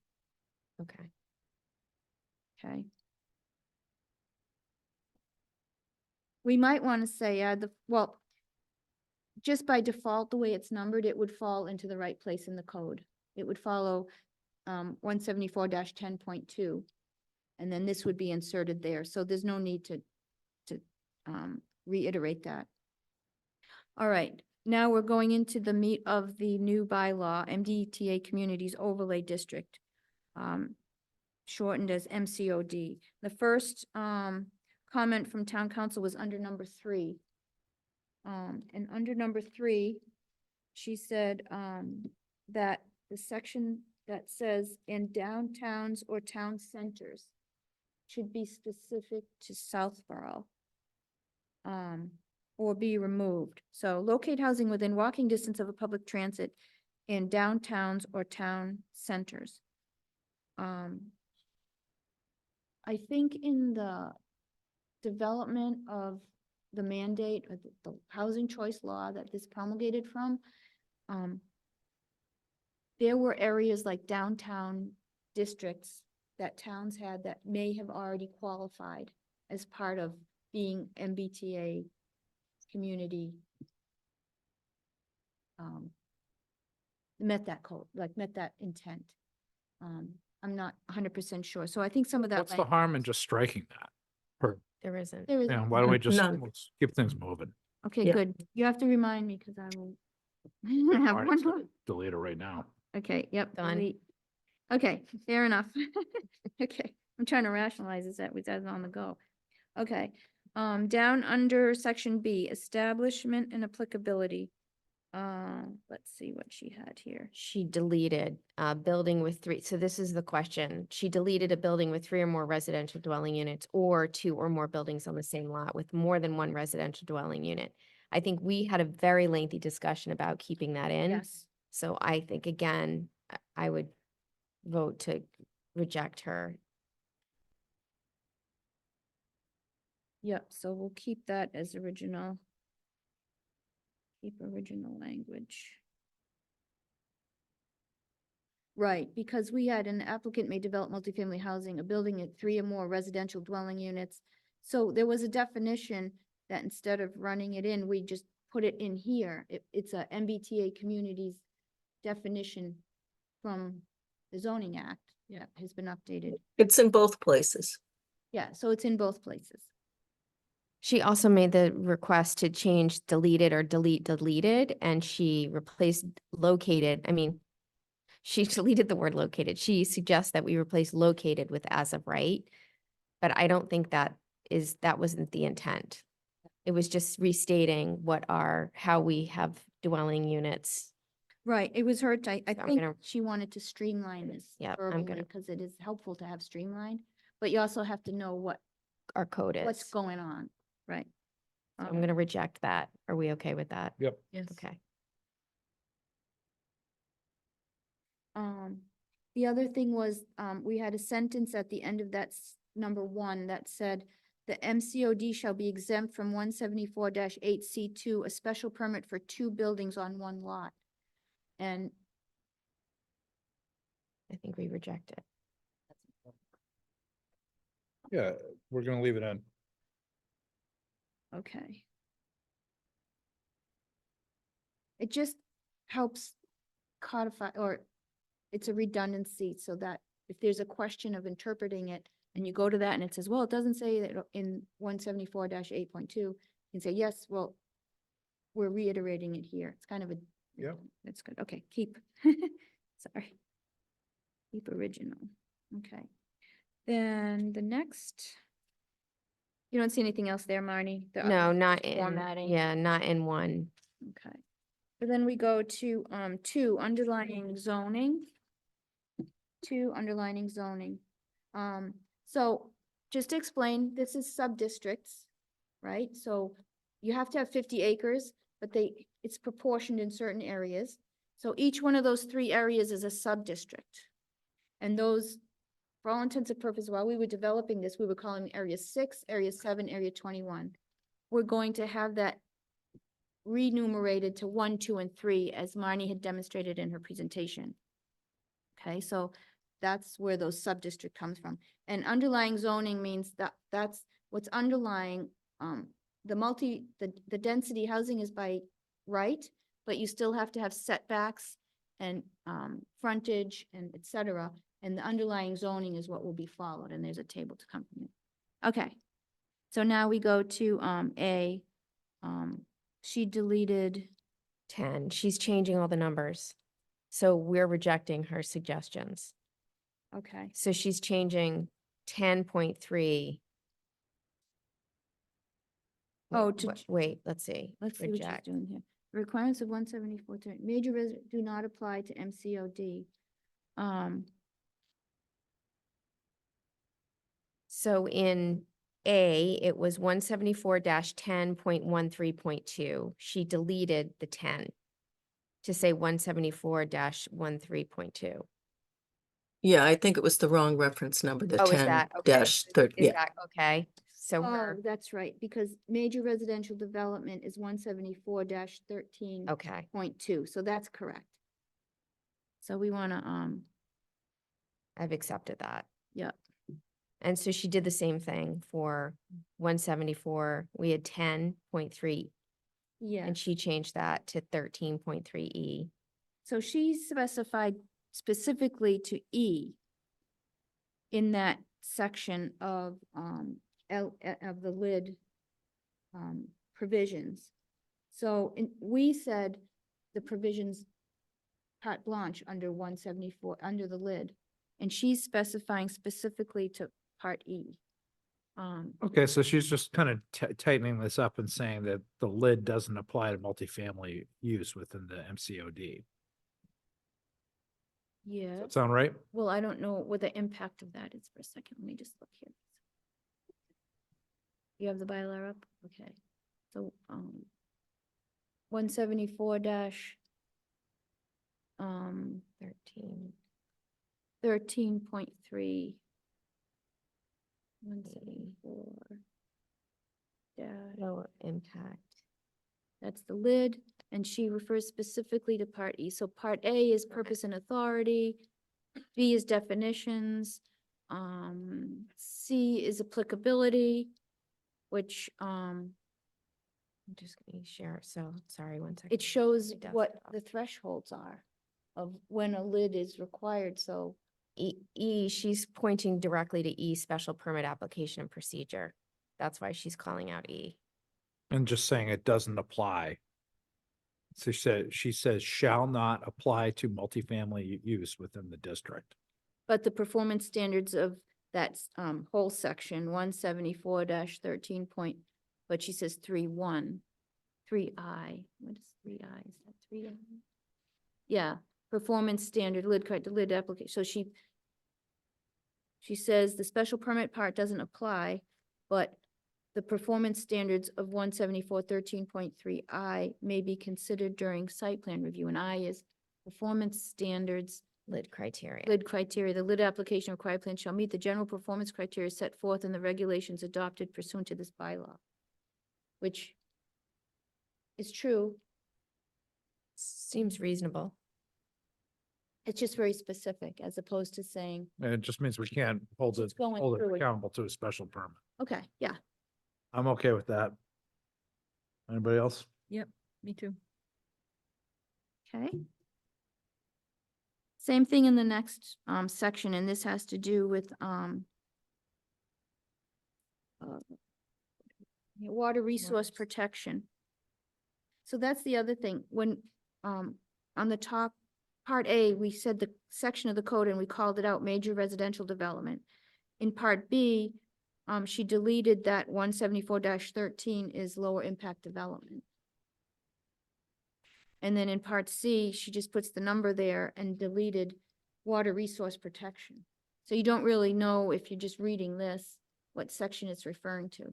I had the same thought, just in case people. So going back to B, you want to put back in the word lid or Yes, something? just to, just the. That's fair. Simple reference on both of Keep those. L water I- resource Sorry to provided. mix you up. Yep. Keep the lower impact development in B and keep the term water resource protection. I Yeah. think that's, yeah, that's logical. Okay.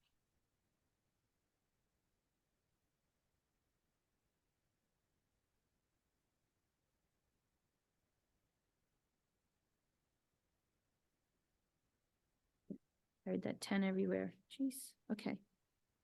So the next, you tell me when you're ready, Marty. Yeah, is that what you were doing? So defining Yeah. what E is and then defining what I is? Well, we wouldn't have special permit. We would say the requirement. Right, the requirements shall not apply, but then I would put lower impact. Is that too redundant? It's fine. Okay.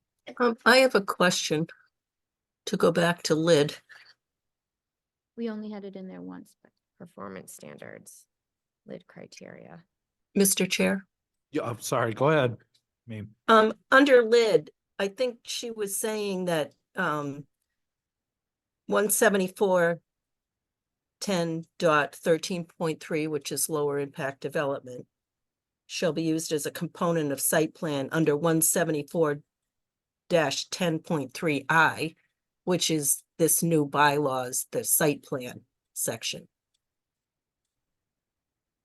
Not under lower impact development 13.3I. No, I know what you're thinking, Mimi, but I think she's referring back to, like, she's cutting out the special permit section that exists in lid. And she's pointing us directly to the phrase that says you have to comply with lid under I. And you're saying that the reference there was meant to Well, be. the way I read it, lower impact development shall be used as a component of site plan review under 174-10.3I, which is the site plan review under this bylaw, this new MCOD.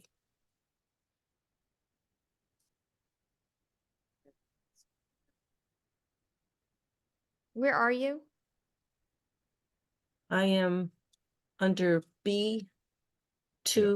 Oh, so we're still there. yeah, we went back to that because Okay. there's a concern B. about removing any reference to lid at all. So now we've added it back in. Mimi is suggesting, But I don't think that's referring to lid. I think it's referring to the MCOD site plan review section. well, Oh, 10, 174.10.3I. well, hold on. correct me if I'm wrong, Mimi, but she in her comment wrote 174-13. Well, that's, oh, 174-13I. This is what she's talking about this. Yeah, if you look at the screen, Mimi. Yeah, it's hard to see. Oh, here. Is that better? Oh, yeah.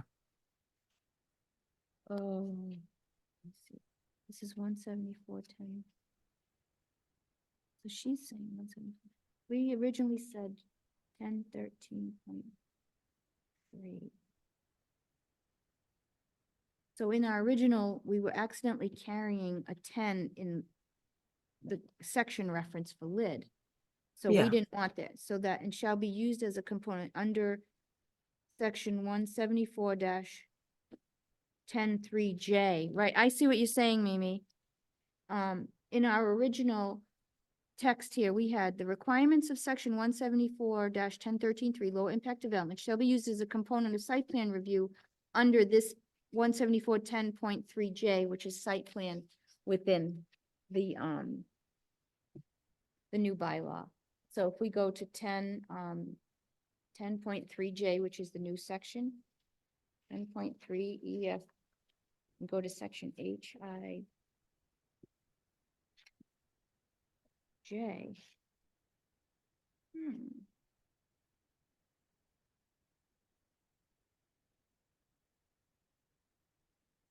Page 10. Yeah, Which is oh, she, severability. okay. 10. Which is severability. No, I. It's section I, not J. That was wrong. Yeah, it should be an I. Oh, site plan. There it is.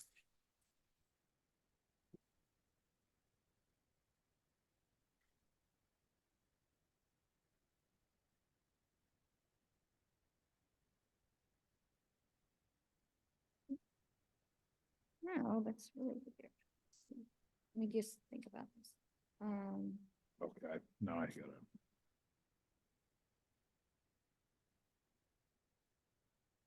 So she's referring to E But yeah, for the special permitting, saying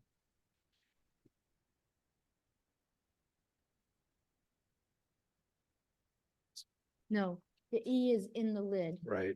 that right. has the special It's just so permit. confusing.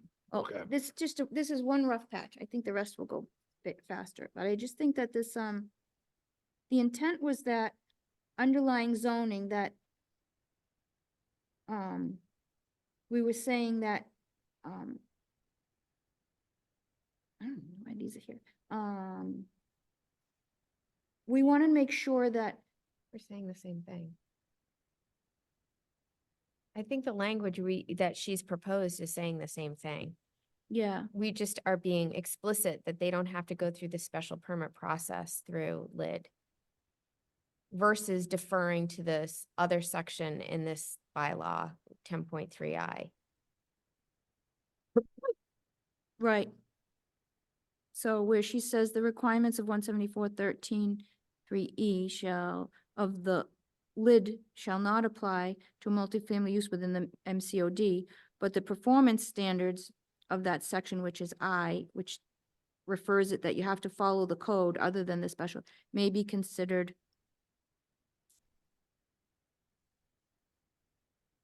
So during site plan. yeah, so I'm of the opinion that her recommendations are still clear, adding in our clarity of exactly what is E and I. And then our section I still holds. Right, because if you go to 174.13.4C, 174.13.4C, which is water resource, A, B, C is the special permit section, which you cannot, 13. you can't apply that to the MBTA communities. So that's where she's saying you don't apply the special permit section of the Water Resource Protection Code. But compliance with the Massachusetts Surface Water Quality Standards may be considered during the site plan. So the only thing she does is she jumps outside of our code and goes all the way to the original state CMR, instead of just saying, Yep. No, we got that. but compliance with the rest of the water resources should still happen. Okay. So let's just see if there's an I in here as well. There isn't. So the question is to keep that last phrase referring to the CMR 314 CMR 4, Massachusetts Surface Water Quality Standards. Yeah, that's fine.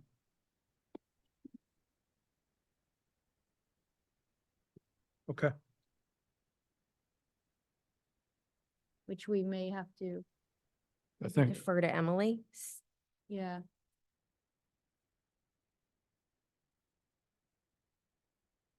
Because to me, I thought it should just say, we're gonna cover the review of what's required under our water resource protection. But we're not gonna force, you can't be forced to go get a special permit, but we're gonna look at it under site plan. Right. That if you trigger over certain size of a septic system, we want to make sure that septic system is done properly. And can't we have local that are more tight than mass? So our site, Ours might be tighter than. yeah, so that is. I would agree. Like, I think that I personally would say defer to our town versus mass surface Yeah. water. We're telling them, you have to follow water resource, but you don't have to do it by special permit. It's gonna be reviewed under site plan. So that it doesn't get missed. So they don't need a discretionary special permit, but someone's still gotta vet that the design is proper through I engineering agree. consultant review, which happens under site plan. So I would think that you keep, the last sentences, but the planning board shall not require a special permit for multifamily use within the MCOD, right? We have, the requirements of the water resource protection shall be used as a component of site plan review under the new bylaw, but the planning board shall not require a special permit for multifamily use within the MCOD. It's kind of the original language of the second sentence.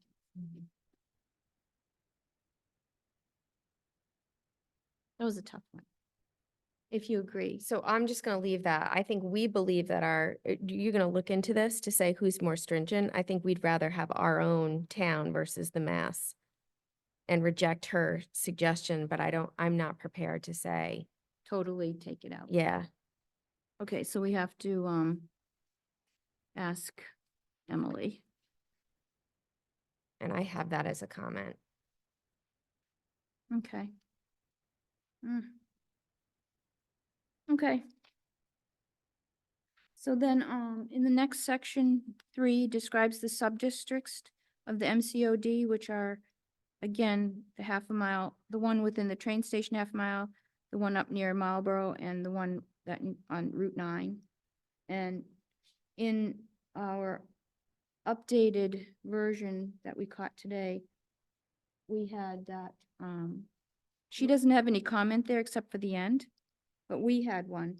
It should say, A should be MCOD sub-district number 1, parentheses, no period, parentheses, residence B, not residential, because we have residence B, and instead of development, it should say dimensional standards.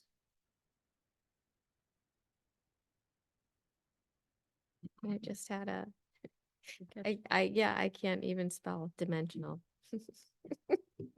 I'm having what's wrong with me? How do you spell dimensional? Someone tell Because me. This happened. Dimensional. Oh my God, that just completely blanked on me. Okay, so residence B dimensional standards. Yeah, and Uh, also because we received conservation comments this afternoon from the agent, and we tried to, she Oh, explained them, perfect. and we incorporated some of them to make sense. Okay, so it's the same thing for B and C.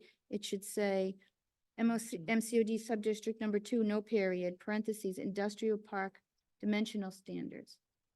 And if our bylaw consultant doesn't agree, and it should say development standards, that's easy enough to put back. But it refers to the dimensional table.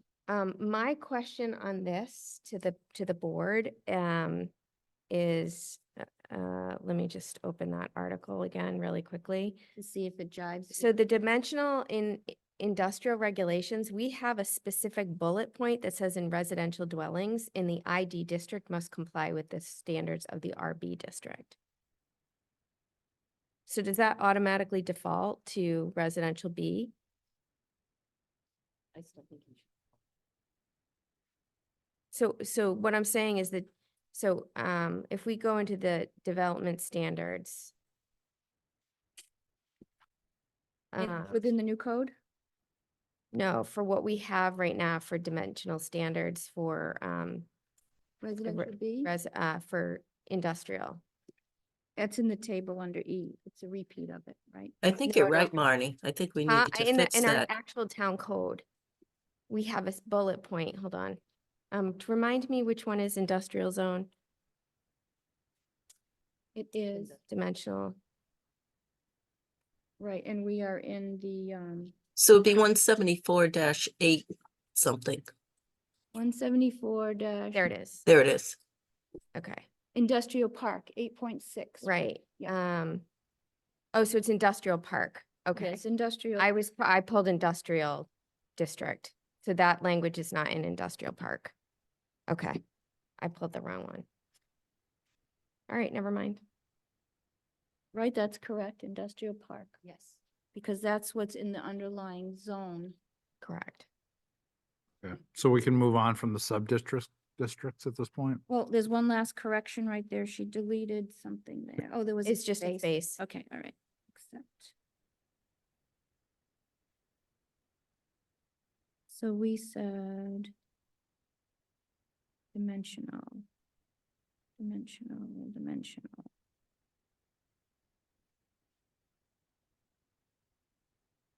Okay, so now here we are in definitions, and I think we said that we were just gonna pull them all out and put them under 174-2. But for SharePoint, if we do delete this, she suggested leaving or adding that statement. Terms used in the section but not otherwise defined herein or under 174 of the zoning shall be defined as defined in the zoning act. Yeah, that's in case we missed a definition, that's what Right. you can default to. So So we keep would keep that. the first sentence, Yep. the first paragraph there. So that's accepted. And then we're going to delete development standards and sub-district. I don't think this could be, yep, so we're going to remove and remove those two.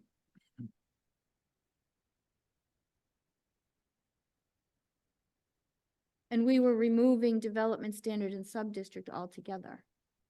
So those two definitions under 2 and 3, development standards and sub-district, are gone altogether. Correct. But the affordable housing is going to be moved to 174-2.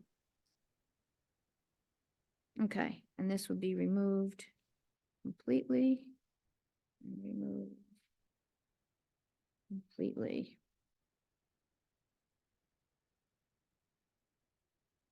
Can you pick a good night to be chair, Jesse? All right, we're getting there.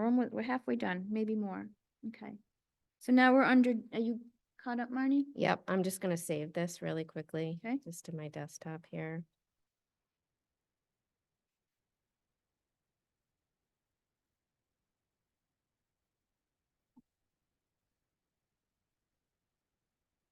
Let me know when you're ready. Yep, I'm ready. We're in section D now. D, permitted uses.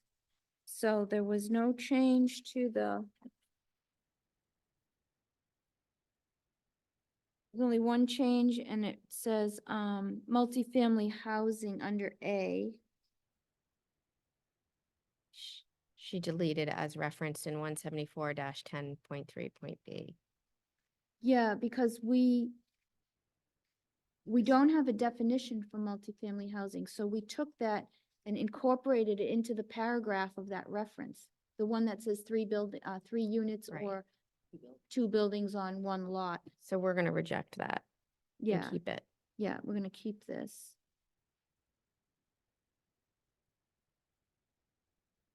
Mimi, were you just saying something? Nope. Okay.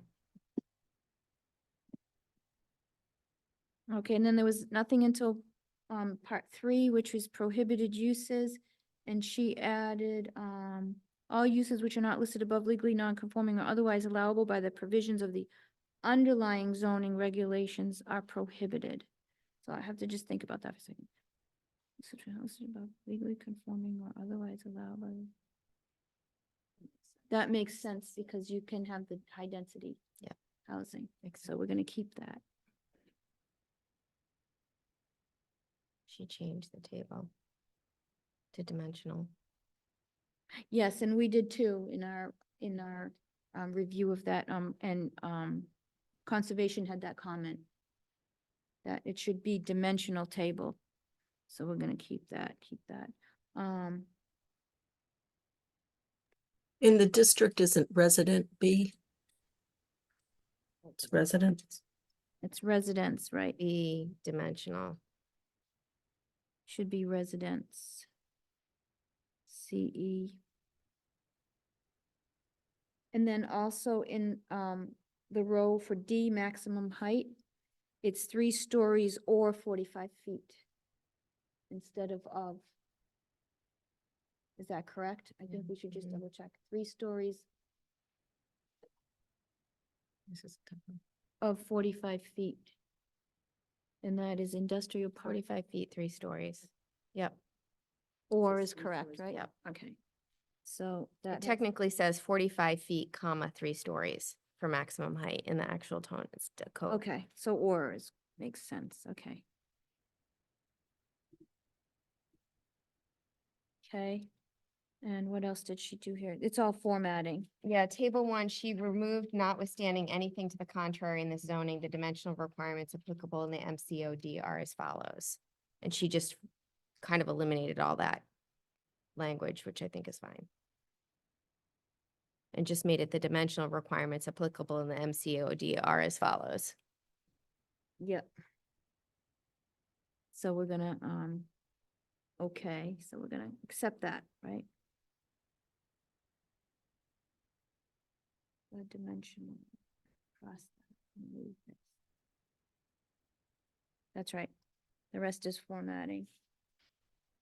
All right, page 6, a couple left. There was nothing under E2 or 3. But in E4,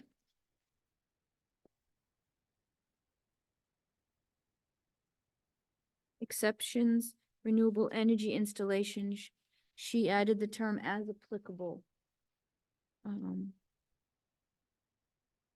Cause not all of them may have that. Yep. So we should keep that. Correct? Yes. Everybody disagrees? I'm sorry, I already accepted that one. That's okay. I just didn't see the room for that one, in the tracking. Okay, and then the next thing is, just under F, off-street parking, that's just formatting. And she had, made those bold, so they stand out more, I guess. Yep. If you agree, I don't think that matters, And then the same thing under, number 2, number of bicycle parking. Bold and bold. Okay, 3, no changes under F3. All right, so if you go to G1, we caught this, it got carried through a couple times, but development standards are applicable to all multifamily development, strike with more than 10 units. Dimensional? Is it dimensional? No, it's, it's defined by 3 units or more, or 2 buildings on a lot. Oh. So if we put in more than 10 units, that's the only thing that would be jurisdictional. So you'd have a loophole between 2 family and a 10 family. So what are we striking exactly? We're striking with more than 10 units, and it's redundant in section I. Okay. So in I, we fixed it, but for some reason in G, we missed that one. So if you go to section, where did we see it, Colleen? It was somewhere else too. Hold on a second. I got it in my. It is in.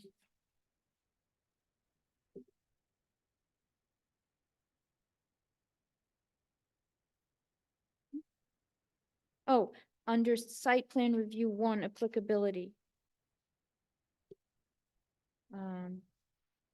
So under I1, it's the same thing. It should repeat the same thing. So I1 is site plan review in the code, right? And we want to say the same thing in G1. Basically, we want to say development standards. Development standards are applicable to all multifamily development within the MCOD, Yep. Well said. okay?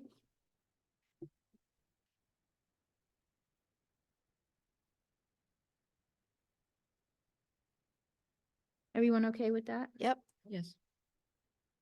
Okay. Got that one. All right, then we come to, section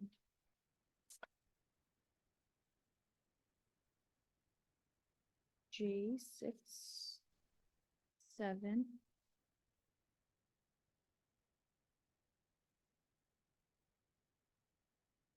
The next comments seem to be G2F. G, I think stormwater management, I think conservation added some. Wait a second, 2, site design. Okay, here we are. I'm sorry, it was just the formatting got me wrong. Yeah, so vehicular, mechanical, under dumpsters. So first under D, the question was there, and this is a context, dumpsters shall be screened by a combination of fencing and plantings. Where possible, dumpsters or other trash and recycling collection points shall be located within the building. I don't know if dumpsters refers to the big 10 by 12 dumpsters, or if they call the 100-gallon buckets dumpsters that you can keep inside. So we called that out because we're not clear, and we can ask Emily that one. So that's under D, dumpsters, but she had a comment for that. Oh, she just removed the color. We had it in red to call it out. And it's just a format.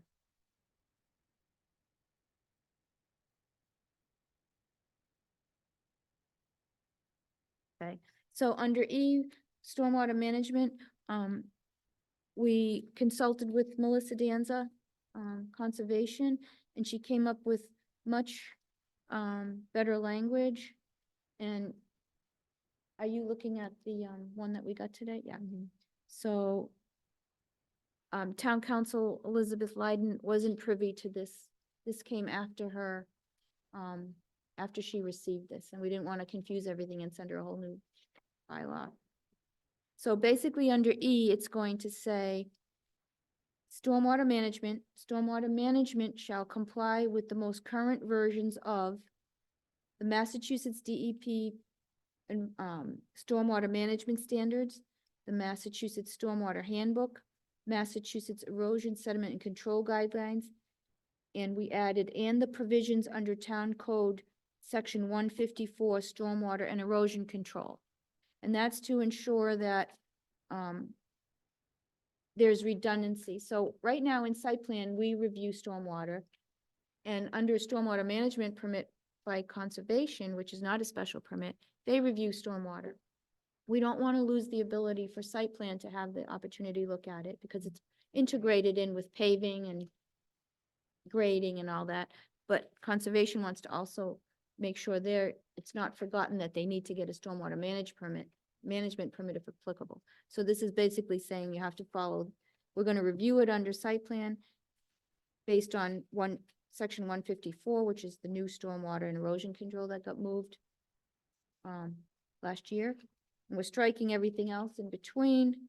And the last sentence will read, provisions under stormwater and erosion control shall be included as part of site plan review process, but shall not supersede the requirements of section 154, which says it's under conservation. So they have to get their stormwater.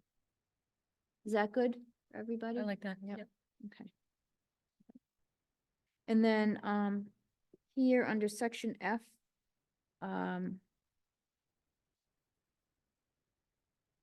town council deleted something under 2. A period. Oh, She added something. he added. Provided, okay, so number 1 was screening for parking, refer to 174-13. Parking and loading under 2, refer to parking and loading, 174-12, and she added provided the required number of spaces shall be reduced as provided in F above. That's good to keep, Mhm. because The table. in F, we had at a table specifically that only requires 1.5 spaces per unit. In our town code under regular parking, we have a minimum of 2 for 1 and 2 bedrooms and 3 parking spaces for anything above. So this is just circling back to F. So we want to keep that. Okay, and the rest is formatted from it. Under number 6, again, lower impact development, refer to 174 I think that 10 is wrong, right? Yeah, it should be 13.3. Provided section E shall not apply. Provided section, which is good. It's explaining again that special permit section in LID doesn't apply. And under water resource, provided section C does not apply. And again, should remove the 10 to 13. Yes. Yep, it should be, because water resource protection is 174-13-4. Okay. Okay, and then the last piece there, we had under number 8, conservation said it shouldn't say chapter, it should have the section symbol before 154, under 8, right there. That should say section. Yep. Okay, here, and I'm gonna put section.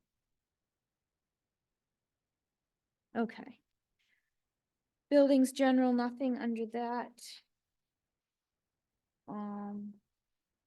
Let's see if town council had anything. We're getting there. Okay.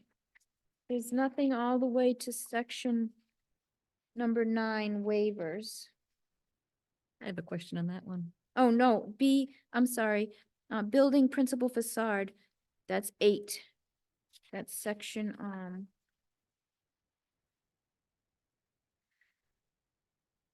hold on, part 8. We added multifamily buildings, building on the lot under parking structures. Yeah, see, so this is. I think that's fine. Okay, so under parking structures, under 8, C, parking structures. Buildings dedicated to structured parking on the same lot as one or more multifamily buildings shall be subordinate in design and placement to the multifamily buildings on the lot. Yeah, she just, because multifamily sounded kind of slang there. You should say multifamily buildings. Okay, so keep that. She just spelt out the EOHLC, which I think is fine. Which is good too. Yep. Okay. Yes, yes, keep. Okay. Number 9, did I have anything up?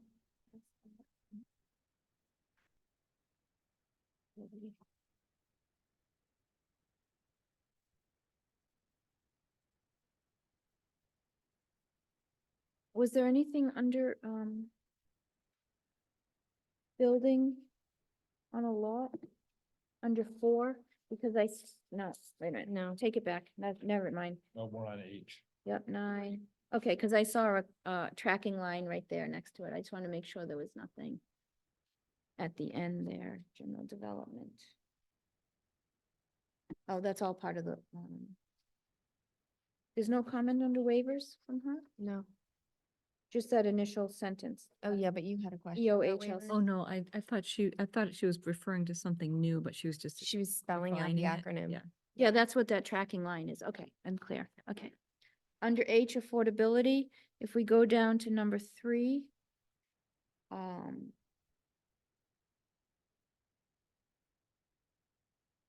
we have purpose, applicability, and we have affordability requirements. Yeah, so she strikes affordability. She strikes affordability requirements. Oh, yeah, and puts calls in it subsidized subsidized housing housing. inventory, That's good. and then calls it all units affordable to households and keeps, earnings 80% or less of AMI created in this MCOD under this section must be eligible for listing in the AO, and then here's where she removes, we had EOHLC written out, and because we already said it previously, we don't have to say it again. So I would keep those. if Yep. Yep, everybody we agree. agrees. Okay, We're done. keep. We're done. Hold on, let me see if I had any. We're moving. Wait, I had, 2 comments we caught from conservation under, H6. Let me see, we have 1, 2, 3, 4, 5. She called it affordability, development standards. Yes, it should, instead of plain development standards, to differentiate it from the other development standard. So it should be affordability development standards. Hold on. And affordability. Development standards, okay, to there. And then also, number 5 should be number 7. So under, Yep, I got it. okay, we got that. Mhm. Keep that. And building commissioner changed to zoning enforcement officer. Yep, we gotta keep going. So, under 6, But we are a building commissioner. That is who the zoning enforcement. you could say officer is. slash, because some people, But this is for Southborough, right? yeah. I You think know- the code refers to under zoning, under enforcement, it refers to the zoning enforcement Yes. Oh, officer. it does. Yeah. Okay, That's right. so keep zoning enforcement officer. Yep. All right. And what was under D? There was something there that she removed? Oh, the brackets around market rate units. Just adding the brackets. She took them out. See right here, I Sorry. only know because I'm looking at the old one, otherwise I wouldn't know. Okay, so we'll accept taking the brackets out. Accept.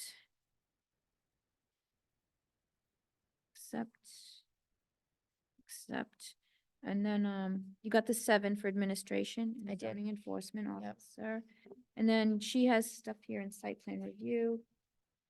Under applicability, All right, she replaced below with herein, legalese. That's fine. better, right?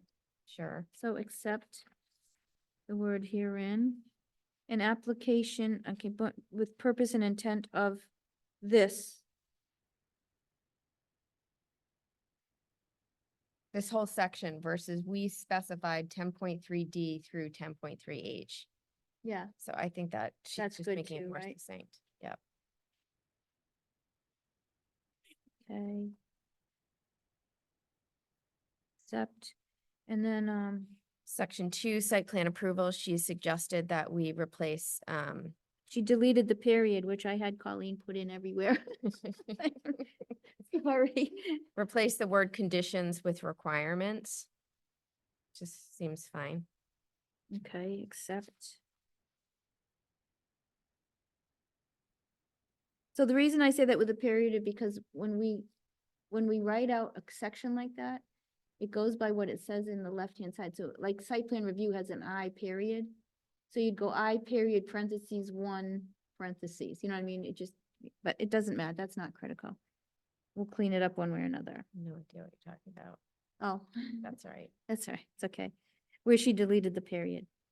Okay, so under the last part of part 2, it says to ensure that these requirements are satisfied. Replaced have been with requirements to ensure that these have been satisfied, to ensure that these requirements are satisfied. That's more defined there. Correct. So keep, accept. Accept. Okay, then we're down to B. She added or has received waivers from the requirements therein. Projects described in the development standard.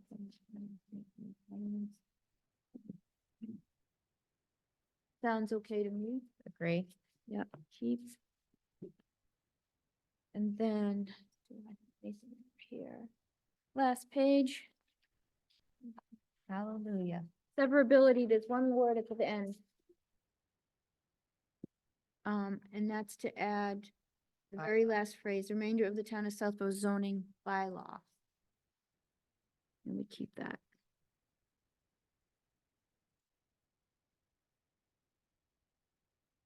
Amazing work. Considering we got the town council remarks, what, 10 minutes before the meeting tonight? And the bylaw language is due, what, tomorrow or the day after? And that's on an Okay. extension. So that's some context for the labor pains just experienced by the department. Thank you. Why don't we go through the board now with comment and question? Ms. Houlihan? I have no comments or questions. Mr. Maria? I think that last time we met, in our, meeting, we were talking about a couple of things, and I have to admit I lost track of them. One of them had to do with, design guidelines, and I don't know if that's applicable to this or not, or completely outside of this. Outside of this, okay, I think we were going to handle that down the line. down the road, okay. Yeah, there was like the downtown district, it says like, planning board will promulgate design guidelines, which we did prepare and have ready. Yep. And since we don't have design guidelines ready right now, it's probably not good to Rush. say something in there and then the people in the town meeting say, what are the design guidelines? And then they'll feel uncomfortable voting for something that they don't haven't seen something of. Yep. So it's strictly this bylaw, the way it's, I'm good with the bylaw. I just wanted to clarify that. Thank you. if that makes sense. Yeah. Thank you, Ms. Luttrell. Yes, thank you. Just wanted to mention a couple of things because I went to a Mass Municipal Association webinar today on 3A. And just to clarify, there've been requests for adding mixed use, and just wanted to make the board and anybody else watching aware of it's not really that easy. You're required to submit a mixed use district to EOHLC prior to bringing the bylaw to town meeting. Also, any acreage in a mixed-use development district does not count for the overall acreage. So if we had a 10-acre mixed-use development district, out of our 50, we would only have 40 acres and would have to add 10 more someplace else because that doesn't apply.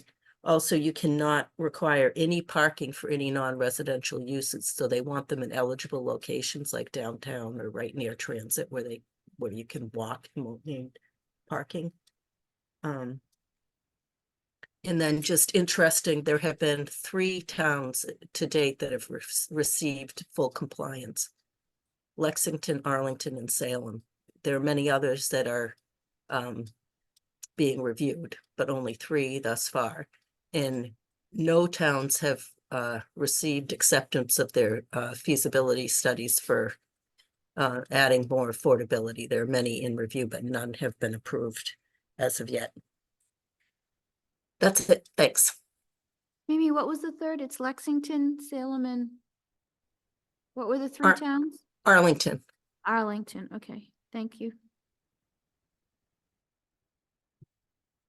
Ms. Braccio? Thank you. No questions, just a huge shout out to Colleen, Karina, Mimi, and Marnie for in such a short time frame on such a tight window, getting us to the point we're at today. I know how much time and energy you guys put into doing the first pass and making the changes that needed to be. So on behalf of the board, I thank you very much for all your time and dedication to getting us to this point. Thank you. Thank you, Ms. Houlihan. Thank you. Andrew Pfaff, another volunteer in town, did some extensive research and provided some feedback to the board. So I also just wanted to thank him for spending the time. He did raise a question, and I wanted to defer this back to Colleen to make sure that we are, based on the criteria, it is stated that 20% of the units, 150 units, have to be within the half mile of MBTA. I know our initial whatever state compliance suggests around 49. So he did raise the question, are we sure we are in state compliance, knowing that we're supposed to have 150? I know we're relying on Bowler, suggesting that we're okay, but I think we need to confirm that. 150 units in the half mile.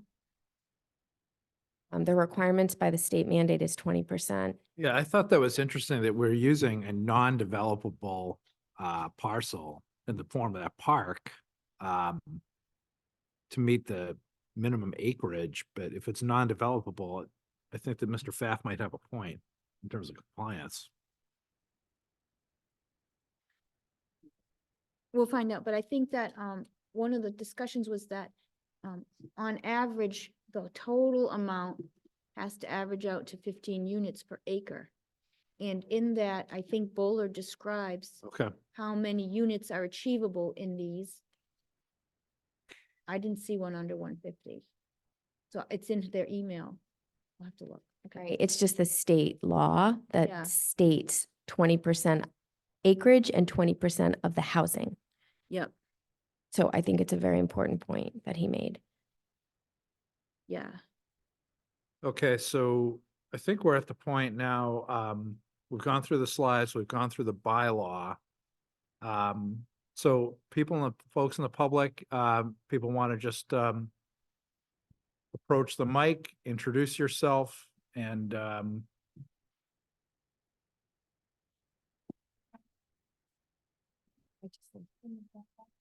I can't. so we need name and address, please. My name is Bob Heavey. I'm here on 88 and 84 Turnpike Road. It's a parcel of 13 acres that we submitted, and I guess we got rejected. I've tried to find out why we got rejected, and so far I haven't been able to find that out. Let me explain what we do have. We're on Route 9, yet our entrance is on a secondary road.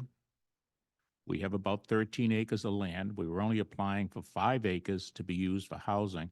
The remaining property, we were going to give to conservation, which is conservation in 2019 listed the most important pieces of property they wanted for conservation in the town. This was one of them.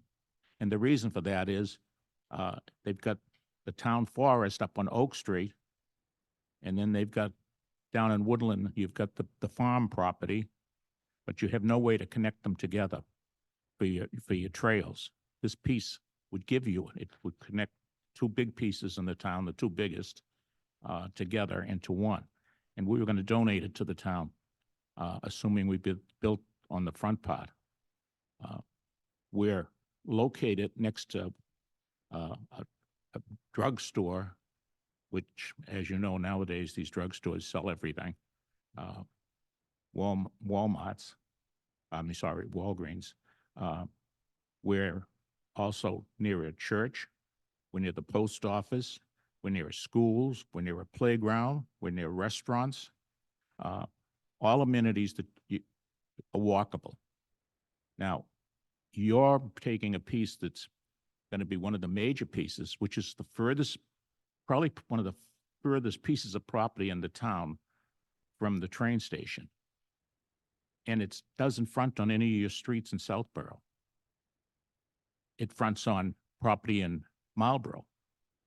And I've been around a long time, and I remember, because I was developing in Marlborough at the time, when Marlborough wanted to develop a piece in reverse, they wanted to have the frontage into Southborough. Southborough was absolutely refused. I can't imagine why they would now, Marlborough is going to turn around, and they get a long mind too, and agreed to let you do that. I think you're in for a real big surprise when you go to try to use their streets and dump all your traffic onto it. Also, what you just talked about, the park that you know you can't build on, you're using that to make the 10 acres. I think what you're doing is playing games. You don't want to develop in town. You've said it at the first meeting when we sat at tables and we decided to take votes on where it should go. You had people walking around the room telling everyone, don't vote for good ones. We don't want it. Vote for places that we know we can't build. And that's basically what I think you've done. And I just wanted to come forward and let you know that I'm going to be the guy who's already been in touch with Maureen Healy's office, the governor's office. And I'm dealing with the gentleman in there in the housing and economic development section who's very interested in what I told him. And I told him I'd bring him in a package and show him what I'm saying. And I've got other people in town that are equally aware of what's going on, and they're back getting some stuff together for me too. And my understanding is they come down pretty hard on that, as it's some of the towns are starting to find out who decided they just weren't going to follow the rules. The concept was you were supposed to try to find land that you can develop, not find land that's already either fully developed or damn nearly with new buildings where they're not going to tear them down, they're not going to take them down. But that's what you did. And then you found another property. First you said my old buildings that are on my property are historical. Well, they were ready to fall down. They're not livable, but those were too important to demolish. But the properties down near the train station, that every single piece of property has a historical house that is registered in the historical society. And that's what you're using for a land over there. So you're playing a lot of games with it. And I found it, kind of unusual. And I just wanted you to have a face to understand that who is going to be going into the town, the state, and discussing this with them. You're doing it wrong. You know you're doing it wrong. You're using pieces that you shouldn't be using. And even tonight, when you were starting the meeting, you commented about, the fact that they may not be developable. So I'd like you to reconsider my piece. It's got sidewalks, it's got everything, and it's got a big piece of conservation property, or potential conservation property. So, thank you. Thank you.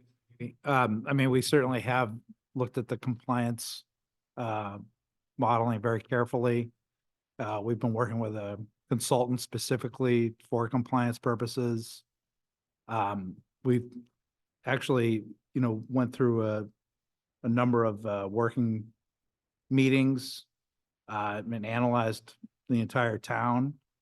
Um, I can't off the top of my head speak to, do you want to try? Thank you. Ms. Willian. Yep. Thanks, Bob. I appreciate it. I'm sorry you feel that way. The one thing about the piece of land at 34 St. Martin, if anyone's aware of that Cimarino development, Greenpoint, very large developments are going in that are multifamily housing. Phase 2 is just started. And so that is actually right in an area that would probably have support through public transit to a train station. Because of quite a bit of development that's happening right now. And if you've driven by that, you've seen Greenpoint, which just opened, and then there's a whole phase 2 that's in development as well. And so that plot of land at 34 St. Martin is right at that area. So, you know, to be determined, but I think it is within an area that's being heavily developed. Relative to your property, we did do the rubric and I did share that with you. So I know that you have that information based on the last planning board. So all of the Excel data, you gave me your email, I sent it to you, which shared the rubric that we had pulled together. I don't know what. Oh, right. So I think that based on the rubric that we created, that we shared with you, I think I have that. Did you say you sent it to me? yeah, I sent it to you by email. You wrote your email down and I sent it to you that night with all of the detailed of how we did this process. Where did you have it come from? From you personally? Or- My Southborough, mhoulihan@southborough.org, southboroughma.com. But again, like, I don't want to spend too much time here. I appreciate your comments. I'm sorry you feel that way. We made the decision, we've submitted the requests to the state. The state's compliance modeling, which is up here, says that we are in compliance based on the presentation that we shared earlier today with the 3 parcels. We hear you. This is what the public process is for. And I think if other people come ahead and suggest that your parcels are the ones that we should be considering on Route 9, then I think that's worthy of us listening. That's why we're in public hearings. Okay, well, as I say, I don't think there's a piece in the town that's better set up for this type of thing than mine, other than the ones near the train station. But over there's no open land that it can be done on. It's just, and every house up over there is historical. So you got an issue. Well, there's a requirement for 10 acres. The Massachusetts doesn't really care. You need 10 acres within a half mile. So unfortunately, we have to comply with that. Okay, thank you. Thank you. Thank you, Mr. Eby.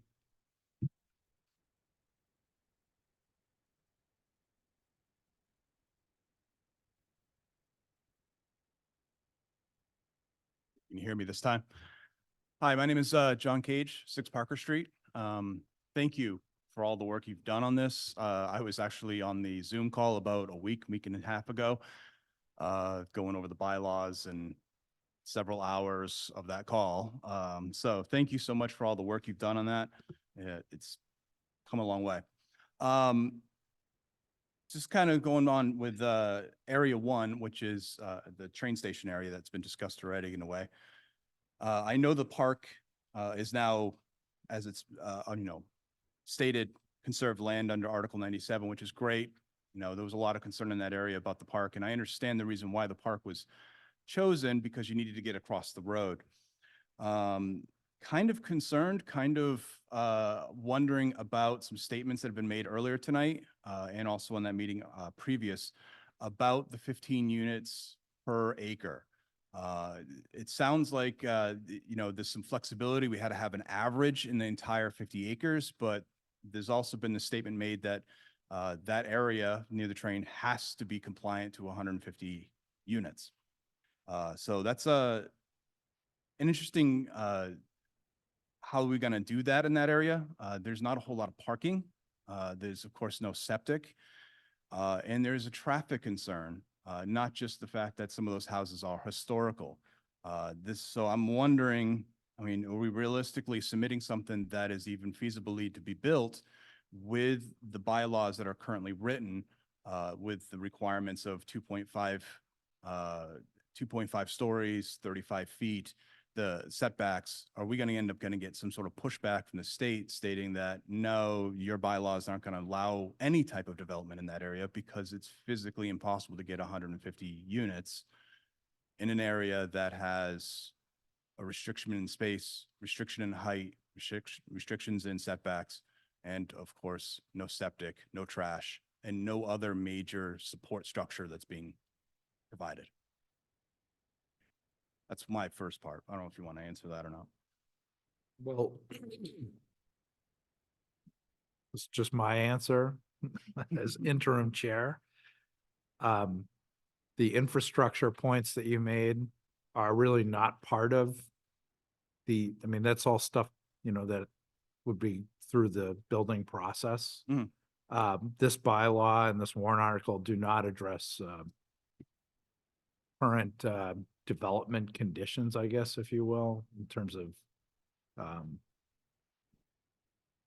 what you had just pointed out.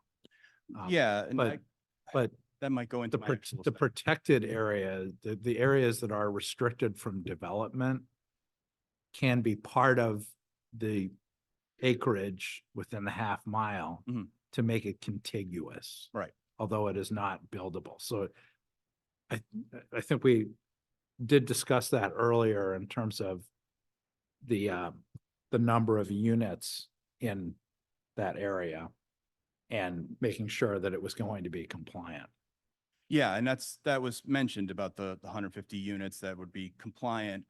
But of course, you've got the park that is, I'm not entirely sure how much acreage that is. It's probably only a half acre, if that. Right.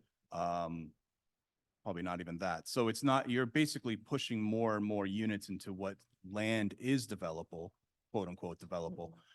So that's just the concern. Oh, to no, make sir. sure- No, we're not talking about increasing density, just to be clear about Okay. this. Yeah. No, it would be just, what would happen if it turns out it's not compliant? Ostensibly, we would have to increase the area of the district Mhm. within that half mile. But we don't know yet where that stands. Okay.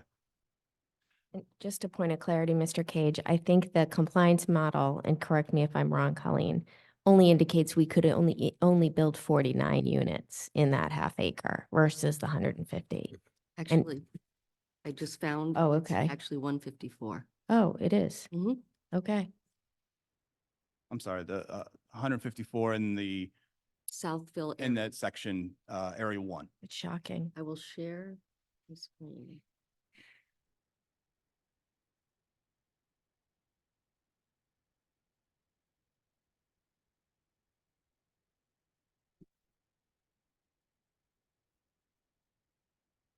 So the District 1 is the industrially zoned area by, near Southville. And that has a 49 units per acre. Another area, District 2, they have listed as the Residence B in the same area, is 68. And the District 3 in Area 6 is 37 under Business Village. So they broke it out by the underlying zoning, but the actual total of that is 154 for that one Southville area. Isn't the unit capacity the bottom line?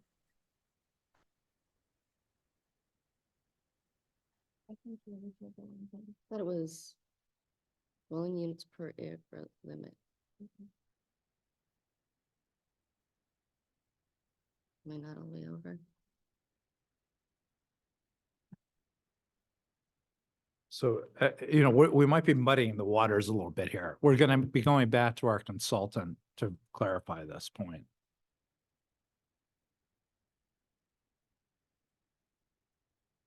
Anyway, they assure us we're compliant. Thank you. Yeah, like I said, I'm just I'm just as confused, I think, as a lot of other people on this about hear ya. how many acres you're expecting and how many are going to be compliant. And that kind of segues into the other aspect of my question for tonight. I know we're all under this time frame. We have to have this done by December. I believe that's the current date, right? December, we have to have this done. I know we did you all have done a lot of work over the last week, 2 weeks, if not more, trying to get this document, this bylaws done. But, you know, from today's conversation, from witnessing the changes you were making and the comments that you were going to address some things after the vote. Is that what we really should be doing? Should we just wait until our bylaws are done, wait until our design guidelines are done, then approach it to the town? Because I fear and I believe a good majority of the town will be leery of voting in something that is going to be admitted to. We're going to be changing it after the vote. And that's something that's kind of it's going to frighten people. It'll frighten me to understand that areas, especially my neighborhood, may be changed after the vote with, you know, how much say at that point in time, because now it becomes instead of a town issue, it becomes more of a zoning board issue to change these words.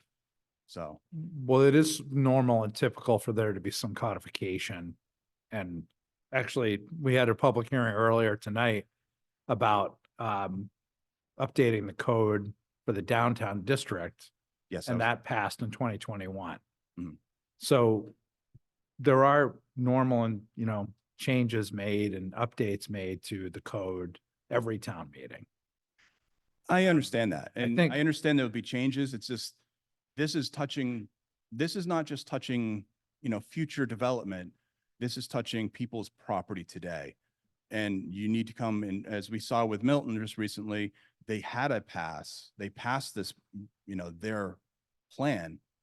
And then the town found out what was really going on and they decided to fight that. And now it's no longer passed. So, you know, Milton is paying the repercussions for that, but at the same time, the town wasn't fully behind it. And if we can run into that same problem, if we are not clear and detailed on what is going on, and you know, this part of this earlier conversation of how many units in that area one, if that's not clear, people are going to fear what you're doing. Yeah, fortunately, there are more public hearings before town meeting. So we will be A addressing. few weeks these later, things. yes. Yep. Thank you. Agreed. No, and thank you for your points. Can I just make one point? So thanks, Mr. Cage. I don't disagree. I think that, what I would want to clarify is that we can't make changes that the town doesn't vote on specific to this law. So we can't I think the comment around we can do that after were design guidelines are only guidelines. They can't be enforced. So those were really about the conversation about what would the facade look like? What would we like to see? What kind of buildings? Would we like to have a mermaid shingle or a flat shingle? I'm not a developer, so I have no idea what these things are, but things like that. But they can't be enforced. They're really just guidelines. So I wouldn't want you to walk away saying, okay, we're going to get this to pass and then we're going to make all these changes. We've heard a lot of requests come in, like, let's get multi-use. Multi-use is a very big bar. We need to just get people accustomed to MBTA and what this request is. Whether town meeting passes it or not, it will be our attempt to educate the town attendees. Whether they decide to not pass it, we'll definitely need a special town meeting for a subsequent one. But I think we at least need to get a pulse on what people have to say when we get there. And that makes sense. And I understand. Thank you very much. As I was saying, my own experience, I grew up on the vineyard, and trust me, all the entertainments of how houses look are a very big thing. With that in mind, you know, just my own experience with my work and everything of that nature, if you're going to go to the town meeting and there's doubt, questions, or missing blank answers, you're going to have real problems, and it's going to frighten people. Thank you very much. Thanks again for all that. Thank you.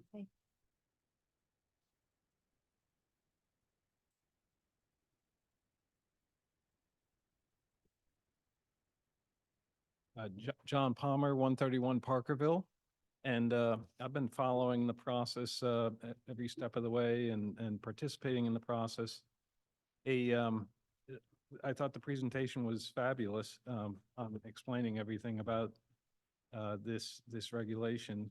The only thing I might suggest is that we, somehow make town residents aware of the level of funding that is at risk if we don't pass this? And what impact that may have on our town's budget and programs and services? So that's the only point I wanted to make. Thanks, John. I agree. I think I put an email out requesting what our funding was. So I totally agree. I think knowing what the financial implications are. Appreciate it.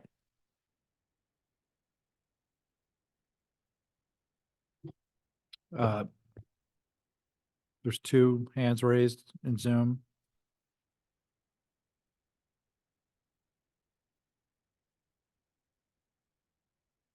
You have to turn on your mic, Colleen. Dave, can you state your name and address, please? Hi, this is David Ferris at 52 Sears Road. Hi. Hey, how are you guys this evening? Thanks for the time. And I just was going to quickly comment on Bob's earlier comment, but stepping back before I get to that, I just wanted to say, as a developer in town and a person who's lived here 50 years, I think there's obviously compliance with the law, and then there's the spirit of the law. And having been a law student and taken the bar exam and been a practitioner on and off over the years and worked around a lot of smart lawyers, I would be very concerned if I were this board in gray areas around parks or permitting 40Bs to comply with the state's law, because it's a pretty big bet you're making for the broader residents of the community. And I say that because I think there's been a lot of really good meetings and a really good spirited discussion. And as you, Marnie, pointed out, you've done a rubric that's been very detailed and illustrative. But it would be a really shame to have, one resident bring this to the state and, frankly, have it not pass the smell test when you're putting like a park in there, or you're putting an existing 40B like Madison Place up on Route 9. I just think from a resident perspective, but more with an overlay of being a lawyer, that whether or not you're relying on Bowler downtown Boston, and I know the guys you're talking to, and I work with the guys out in Southborough, they're my tenant on the top floor of the building, so I know Bowler really well. I'd be really careful putting this big of a bet on civil engineers. And I say that respectfully because civil engineers are just that. They're civil engineers. They're not lawmakers.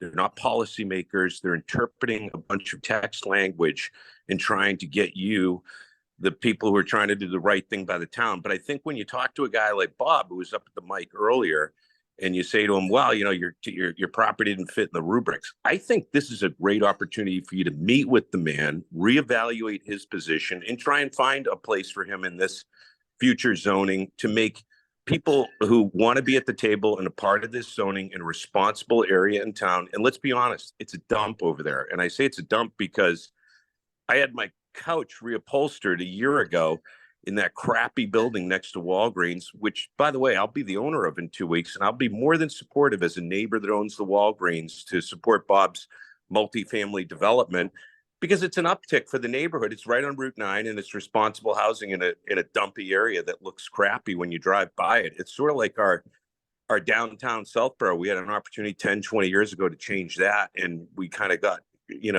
sideways, I would say, with an owner down there. And now we all look at a dumpy corner lot. Like, we've got to think as planners that strategically say to ourselves, does this make sense? When we have a guy come to multiple meetings, and I've watched this guy now get up twice at the microphone and say, I'm really troubled, my property doesn't fit.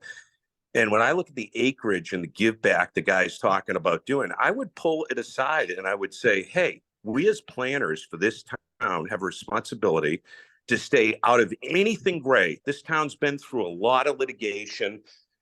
We're a small community. A lot of the residents are like me. They're old cronies who've been here for years. They have very strong opinions. And when you drag them into legal fights because you're permitting like a, cemetery or a park or a 40B, it's not going to look good for the state. And it's going to give them the reason to dig in really deep and find the mistakes. And let's face it, everybody's trying to do the right thing.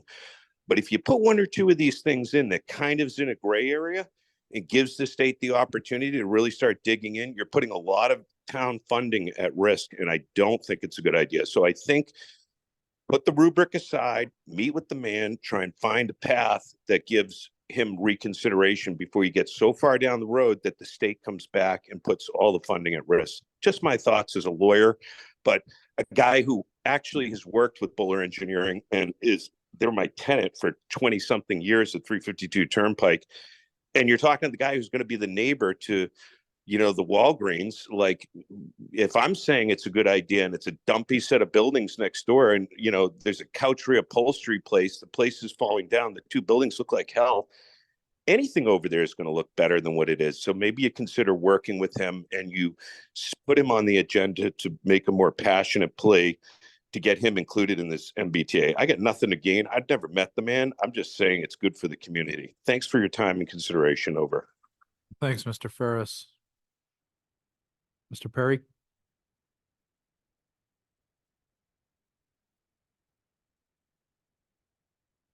Unmute. Can you hear me? Can you hear me? Yes. Okay, good. Yeah, David Perry, 22 Main Street. Actually, I don't know the last person who spoke, but I really want to support what he said. You know, I think you're calling it parcel 3, the parcel which is south of Route 9 at Crystal Pond Road, which is Madison Place. Now, I certainly do not. It's not really a criticism of what you're doing. Maybe it's a problem with the state guidelines or what they're telling you, but to actually propose a site like Site 3, which is Madison Place, which is an approved 40B with existing relatively new multifamily housing already at the density you're talking about, to propose that as a future site for more multifamily housing just makes I just don't understand the logic of that. No one's going to tear down some relatively new multifamily housing just to build new, more multifamily housing on the same site. It doesn't make any logical sense whatsoever. So anyway, I've said enough. I simply don't understand how Site 3 could possibly comply with the Act, but maybe that's the problem with the state guidelines and not with, I suggest that someone follow up on that and really sort of get to the bottom of it, because it just doesn't make any logical sense. Anyway, I do support what you're trying to do. It's a lot of hard work. Thank you. Thank you, Mr. Perry. Any other comments, questions from the public?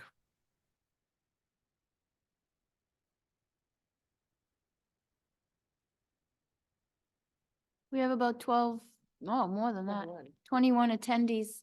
No other hands raised. So I think this was a very productive first public hearing. And I really want to thank the planning department and the members of the public that participated and attended tonight.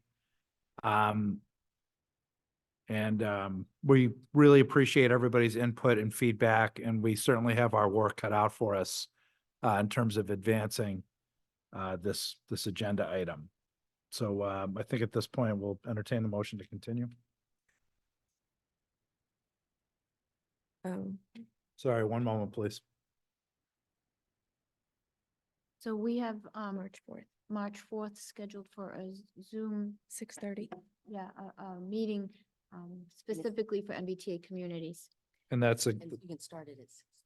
Perfect. So I make a motion to continue the public hearing for MBTA Communities Multifamily Zoning, MGL 40A, Section 3A, Multifamily Zoning by Right, to March 4th at 6:30 PM. I second. Motion's been made and seconded. Any discussion? I will be joining by Zoom. So this isn't a Zoom only Oh, meeting. even better. Right. So just to reiterate to the public that this public hearing will continue on Zoom only, not in person, on March 4th. 6:30 PM. Any other discussion? Hearing that, all in favor of Stein, yes? Houlihan, yes? Demiria, yes. Latrell, yes. Brashear, yes. Thank you.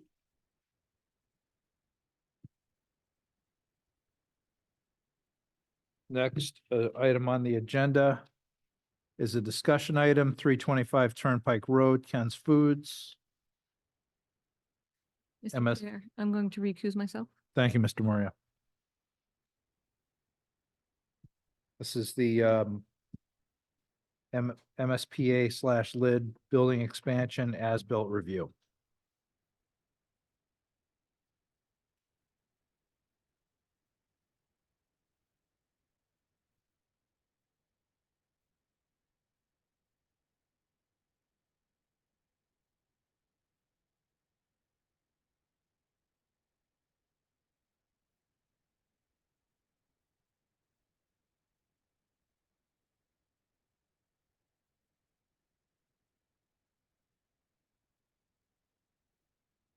Okay. A lot of good things have happened since our last meeting. Good evening, Karina. How are you? Good, thank you. So, at the last meeting, the planning board voted to, approve to recommend a temporary certificate of occupancy for 325 Turnpike Road, Ken's Foods, with some contingencies. And one of those, the first one was that, Fussin O'Neill, our town's engineering consultant, provide a follow-up review of Scott Doty's response to their review.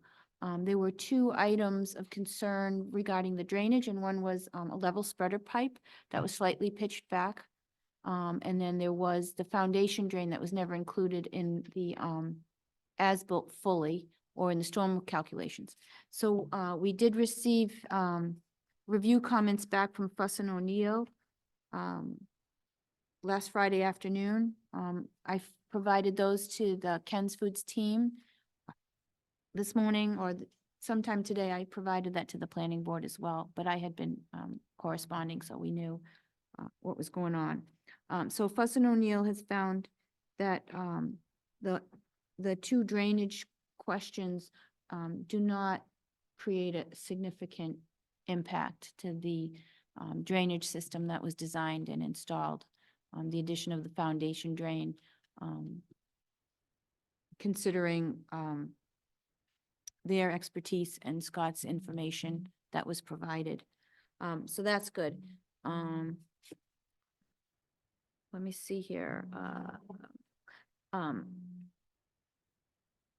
Sam, Yes, you good evening. provided Sam me today. Detroit. Yes, I got you. Right. I'm just tired. That's okay. So, Sam provided some pictures. One of the other contingencies was that, there were several of them, was that the sound barrier wall had some erosion. So, he provided pictures today that showed those, areas filled in with, gravel.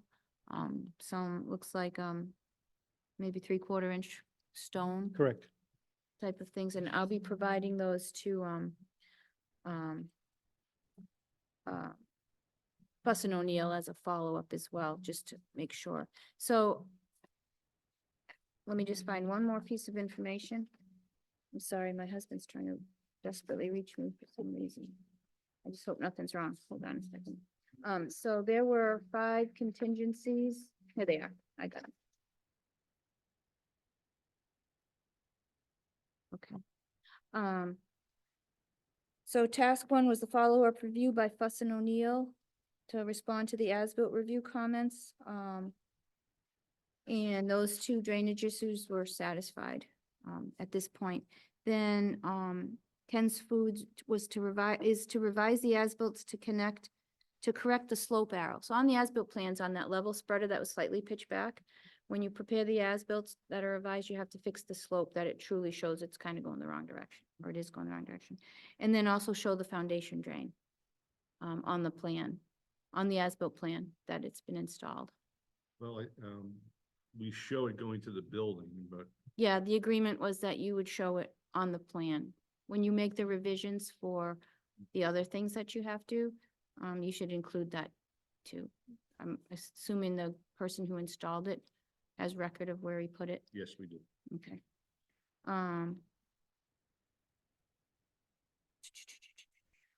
The landscaping, issues are to be, addressed in the springtime.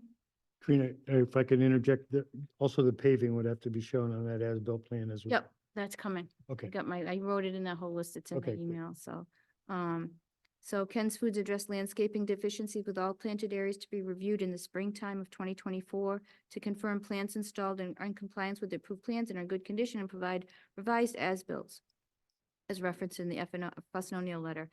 Ken's Foods to review and repair the erosion and undermining of the sound wall. We saw that already.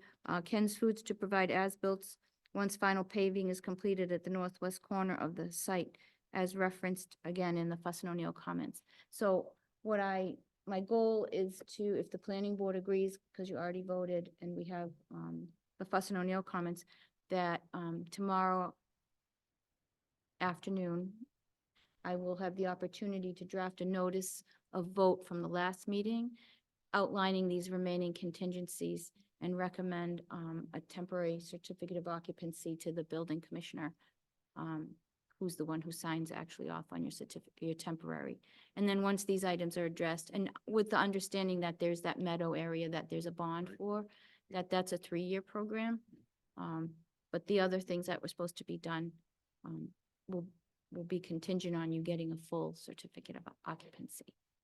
All right, and as far as how long that lasts, the building commissioner will tell you whether it's 30 days or more, and you just have to renew it, or that's up to him to do.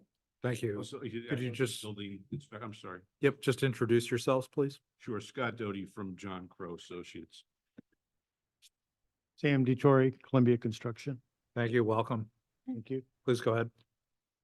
And did I understand you correctly, Karina, that it's the building inspector's determination of what the time frame is?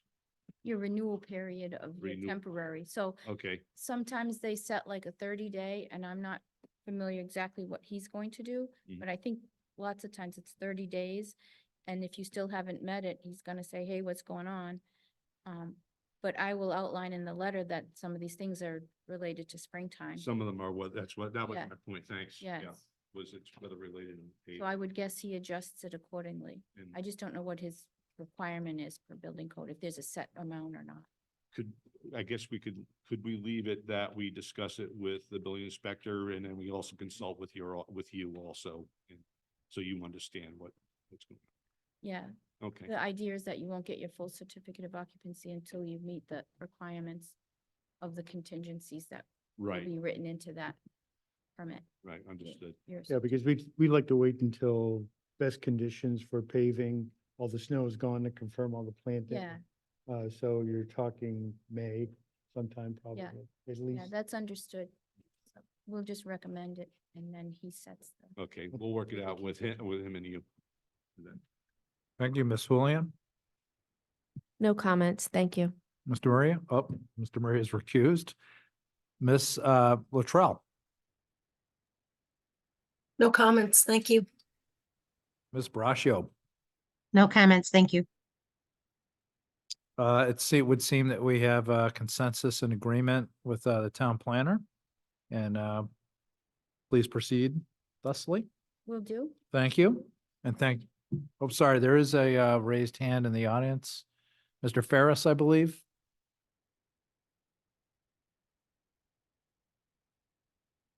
I mean, Seems to have put his hand down. Yep, it's me, David Ferris, 52 Sears. Just quickly, I was going to mention, having watched this over the last 2 months and had an opportunity for the taxpayers to have issued this temp CO almost 60 days ago, I would really challenge this planning board to systematically look at what materially changed at the site condition level between January 6th, when we all sat here and debated whether to give this applicant their temp CO versus now, because the town residents have really taken it pretty hard on the chin here, with probably a gap of close to 150 to 200,000 of a taxable assessment revenue on this property. I mean, you're talking a 50-acre site in the dead heart of Route 9 that was assessed at 30 million bucks 2 years ago before these renovations started, and is now assessed at 35. With this addition at 65 feet clear high and triple net rents in this kind of product at 20 bucks a foot, this decision punted 60 days cost us as taxpayers probably 200,000 bucks of taxable revenue by Paul Sabelli at, I don't know, a $13.90 rate. My point to the planning board, and I really want to hammer this home, is I think if you write a creative letter to the planning board or to the select board and ask for Fuss and O'Neill to be at every single one of these meetings, you'll expedite and literally save hundreds of dollars for pennies on the dollar having our consultant Fuss and O'Neill at each and every meeting to streamline your ability to make timely decisions. I think you're being hamstrung and you're getting caught up, I think, bluntly in the past way of doing business. And you're missing, I think, a fundamental tool, which is Casey, your building inspector, and his ability to rescind a temporary CO. I think that's the key here. I want to really hammer this home. There was an economic cost to the town. Everyone on this board did what they were supposed to do, followed the rules, looked at the reviewed plans, et cetera. But you're working in a framework that structurally needs change and needs to get consistent with other towns' best practices. And here we have a situation where Fuss and O'Neill was at the meeting on January 6th for less than $1,000. They could have said, look, 98% of this looks pretty good. Why don't we give them the temp CO while we're evaluating everything? The structure's been built, the building inspectors sign off. We got a yellow piece of tape and we're forcing this good company to delay utilizing that asset that they've invested $10 to $15 million in our community for months while we check boxes and tick and tie everything relative to our engineered and pre-approved plans and schematics. And having been a guy in town, and I was actually going to write a letter today about the strong leasing velocity we're getting at another property that's enjoyed the dysfunction and the tax savings. I really want to highlight this issue and make sure the planning board in the future, when we see these issues coming towards year end with major projects in our community, we really try and align ourselves with the applicant and make it a win-win where the applicant can get utilization under a temp CO and we can get a small bond, or we can pull the temp CO, and in return, our taxpayers can enjoy hundreds of thousands of dollars of additional revenue. So I really would challenge the planning board to look back and say, from the time we looked at this in January and we said, we're going to get it done in 2 weeks, and now it's late February, it's finally getting done. Like, think about, there's the past way of doing business, and then there's the economic business sense overlaying with our rules and regs that we have to comply with. Thank you for your time. Thank you, Mr. Ferris. Any other hands out there? Great. Thank you. Have a Thank good you. night. Have a good night. Next item on the agenda is, sorry, we good? Next item on the agenda is a discussion item, residences at Park Central 40B.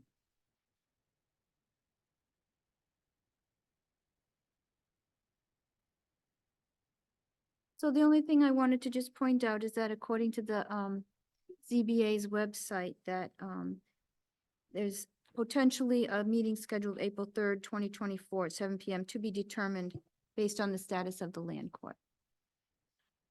Sorry to interrupt. Just a quick point of order. Did we lose Mr. Maria for the evening? No. Want me to go get her? I'll get her. I get Sorry. the anyway. I just have to stand up a minute. Okay, be right back.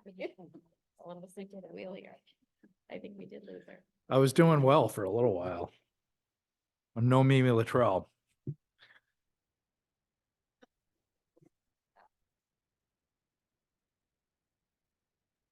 Thank God for that.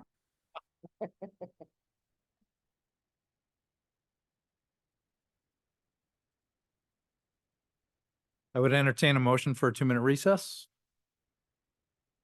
Second. I can't make the motion. no. Oh, You have to make it. I make a motion for a 2-minute recess. Do we have a second? Mimi? Second, Motion's made and seconded. Any discussion? Hearing none, all in favor, Stein, yes? Houlihan, yes. Latrell, Brashear, yes. Thank you. We'll be back in 2. It's 9:39.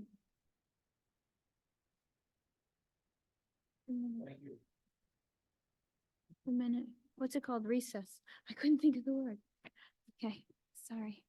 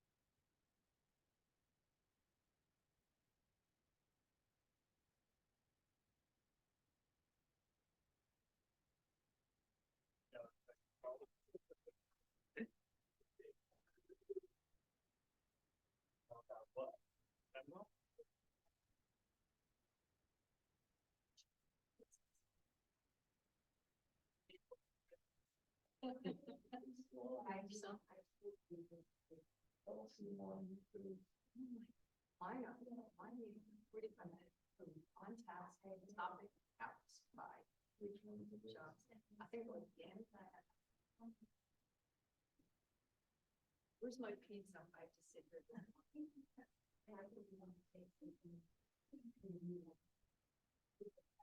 I'm here for the last thing on my agenda. Like, we would be the last thing. Like, I don't even have a form anymore. She's not. It's just me. Okay, hold on a second. Hold on. So the audio is still on?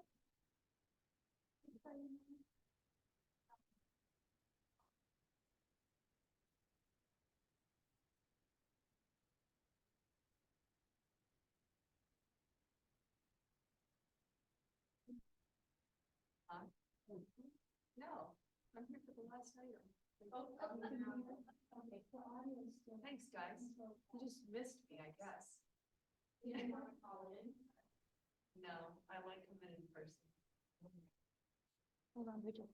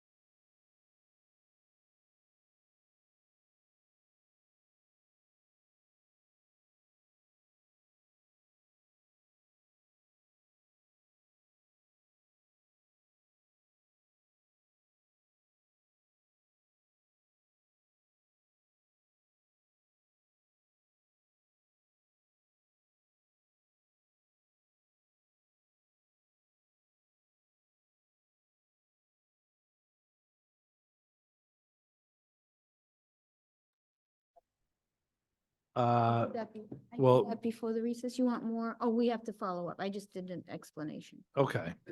Anybody on the board have any questions? Mimi, Lisa? Nope. Nope. Thank you. Next item on the agenda is discussion item 120 Turnpike Road, 40B.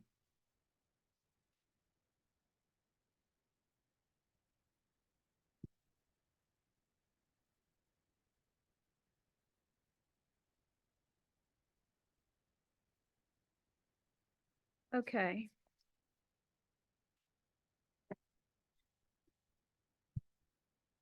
So around the last meeting, we have, Attorney George Bonan. I'd like to come up if you'd like, I don't know, if you want me to expand on anything or just gonna. Just in case, it might be helpful since you're here, so we can acknowledge that you attended.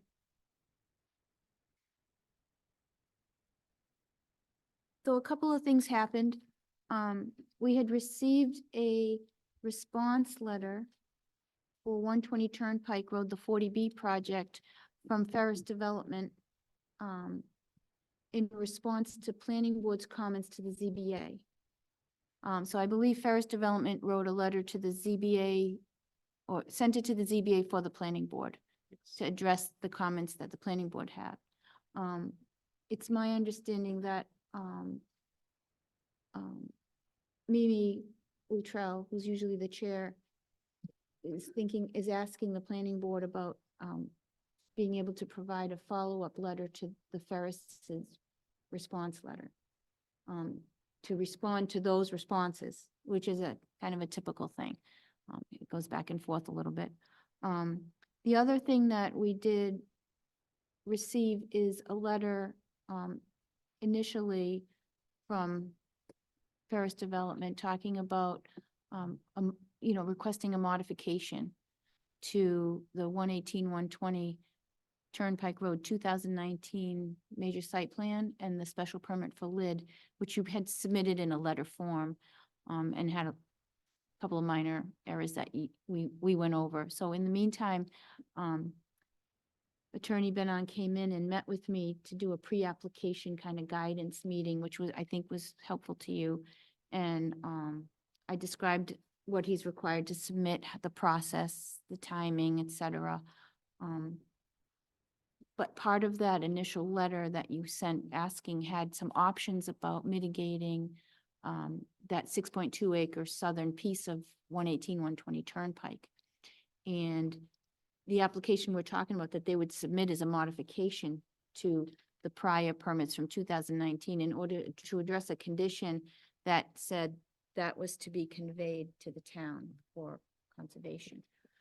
So in that letter, you provided some options regarding some other property, and we discussed some of those. And then I had recommended you go to conservation and speak with Melissa Danza, the conservation agent, because the items, it involves a conservation restriction, that condition that was set. And she provided you with a list of some projects that they're working on. So that's where we stand, and I distributed that information to the planning board. I haven't vetted any of the conservations list, but Melissa had provided those, so, some were things that were already built, some that you had suggested, like a kiosk, et cetera, and the parking spaces.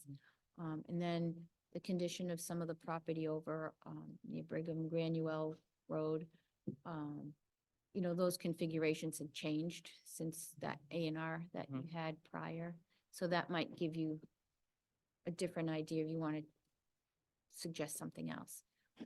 So that's where we're at. Mimi, if I forget anything, let me know. But I think one of the things, A, was getting a response letter drafted in response to the Ferris Development comments. And then B,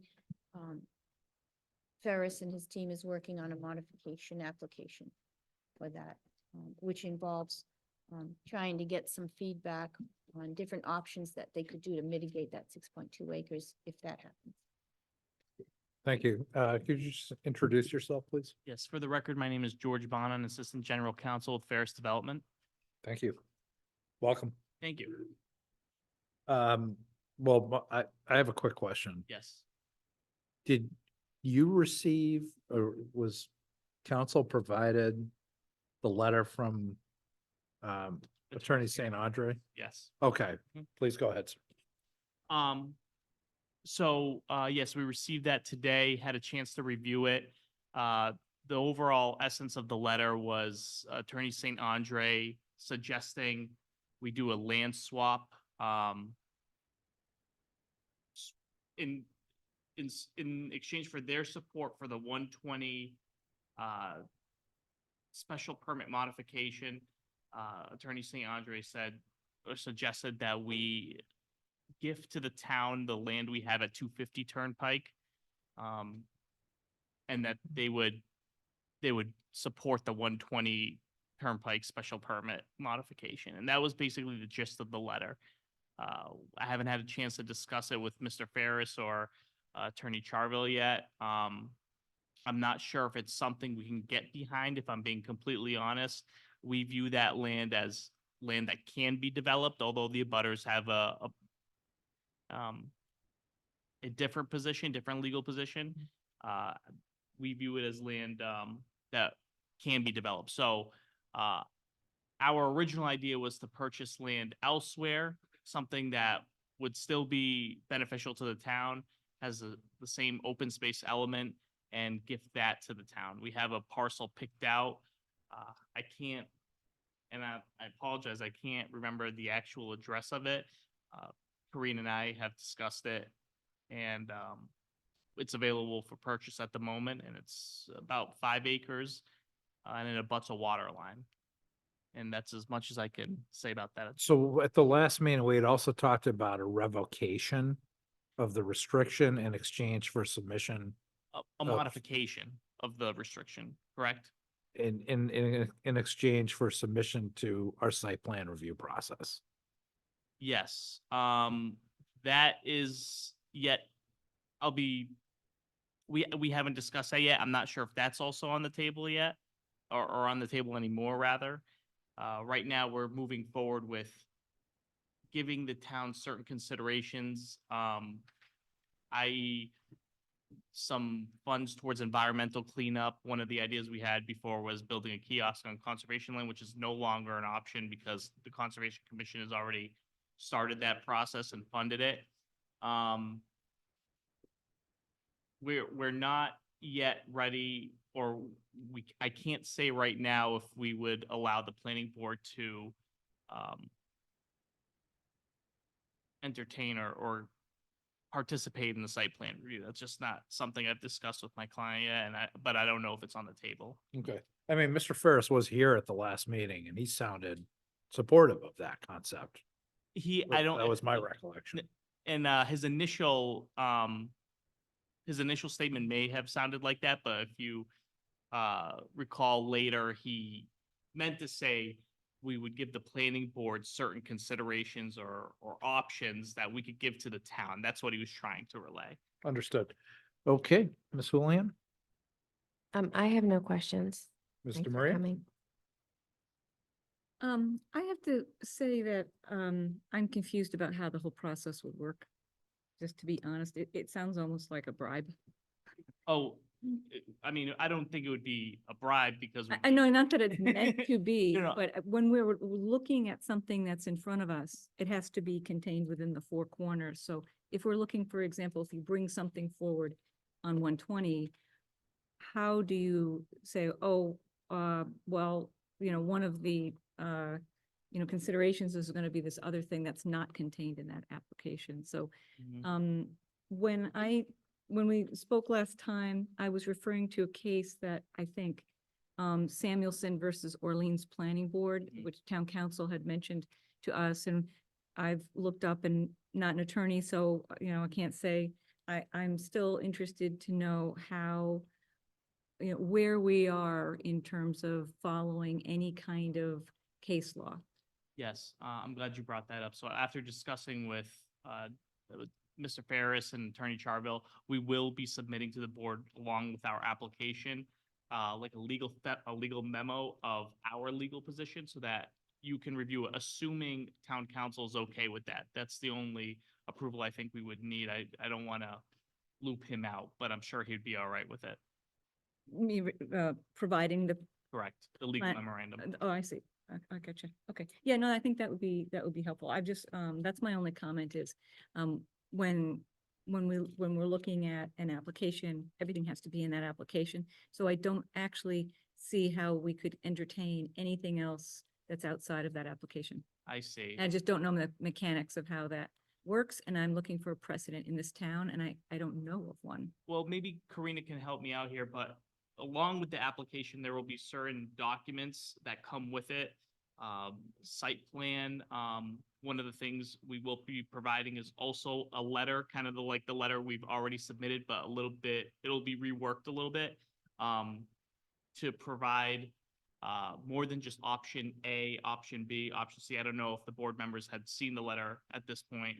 So we're gonna rework the way we offer, the considerations would be offering the town to more of a bullet point format of everything, line item by line item. We'll ask the board to then go through and see what's most important to them or the town and select 1, 2, 3 items and get back to us for final approval. We have to make sure it's economical on our side for us to move forward with it.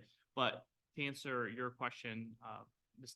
Demiria, we will be providing it with the application. In essence, it will be part of the application. I see. That's nice. Thank you. I appreciate that. Thank you. Ms. Latrell? Yes, thank you. I have no particular questions on this aspect on the modification of the site plan, but I just, as Karina had mentioned, thought that the board should review the letter from Ferris Development to the ZBA and perhaps be prepared to respond to the ZBA at our next meeting, because there seem to be some loose ends. I'll just say that. Thank you. Ms. Braccio? Thank you. I don't have any particular questions. I think it's a little premature for that. I know we heard a little bit about a hypothetical property potentially tonight that might be in the mix, but I think I'll hold off on any comments or further questions until there's something, a site plan modification in front of us, and you know, we can have a meaningful discussion. Thank you. Okay, but I have no questions right at this moment. We'll open it up to the public. Ms. Gillespie? Hi there. I'm Freddie Gillespie, Chair of the Southborough Open Space Preservation Commission. And I just wanted to get a couple of things clear. This is a discussion, not a hearing. Correct? That So is correct. nothing's being decided. I just wanted to state that the Open Space Preservation Commission has not changed our opinion since the letter we wrote last summer to Mass Housing, which is not in favor of this project for the many reasons we listed in that letter. Some of them have changed as more information has come forward, and I believe we'll be, updating those opinions, but, or that opinion. So we haven't supported it. I would just say that in my history of being on the commission, we look at value of open space, and when you're talking a trade, 8 acres next to 100 acres of the most important open space preservation, the most important open space property that's town owned. Where are you going to find a like parcel? There's more value there than just 8 acres somewhere else. There's way more habitat value and habitat damage that's going to happen from this development going forward. But I wanted to just bring up a few points on that because I'm hearing that people don't think that the open space community is involved because the abutters to the other project are showing up all the time.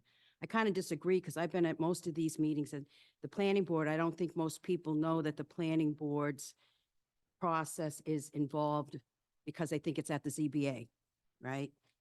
Where these hearings happen. So I just wanted to kind of put a stake in the ground saying the open space community is very interested and very concerned. You have the stewardship committee that's been active at the ZBA, as well as the Open Space Preservation Commission. And where there hasn't been a hearing, I don't think you've seen a lot of people showing up because they weren't aware that they need to be here waving flags and saying whatever attention needs to be garnered to the open space concerns that seems to be directed towards the neighborhood. We never want to be in conflict with neighborhoods, but the open space value and concerns are just as important on a different level as direct abutters to the other 40B. And they should be viewed on the merits of what each individual project has and not play one off. I'm sort of kind of surprised at making a deal to degrade, destroy habitat for a different project. That's not a trade-off I'm happy to hear is even being discussed. So we'll talk about it when we have our meeting and have more opinions. But can we also get a copy of all these letters you're talking about? Because I'm not aware of them. Yes, yes, and just for reference, the planning board had a letter dated December 4th, 2023 regarding the, FD 120 Turnpike Road, 40B project, in which, Ferris Development Group provided a letter on February 8th, 2024, responding to those. So those are the two letters. And there's another one from an attorney from the, Yes, and there's one from Attorney St. Andre, which we received, okay. today or Friday. So I'll have those three if anybody needs those, and they'll be attached to the minutes too, but that's a little longer, but. Okay, thank you. find them. Thank you. Mr. Palmer? John Palmer again, 131 Parkerville, and I am one of the abutters represented by Attorney St. Andre. And he was not able to join us here tonight, so I just wanted to respectfully ask the planning board to consider the letter submitted by him today. It's a compelling proposal to both resolve the legal issue with the 120 Turnpike 40B proposal, while at the same time mitigating forthcoming legal issues with the forthcoming, 250 Turnpike 40B proposal. So I just asked the planning board to carefully consider that letter. That letter was also sent to the ZBA and also sent to Ferris Development. And we think it's a compelling proposition and something that ought to be given careful consideration. Thank you. In the Zoom attendees, we have Mr. Ferris. Has his hand raised? Sure.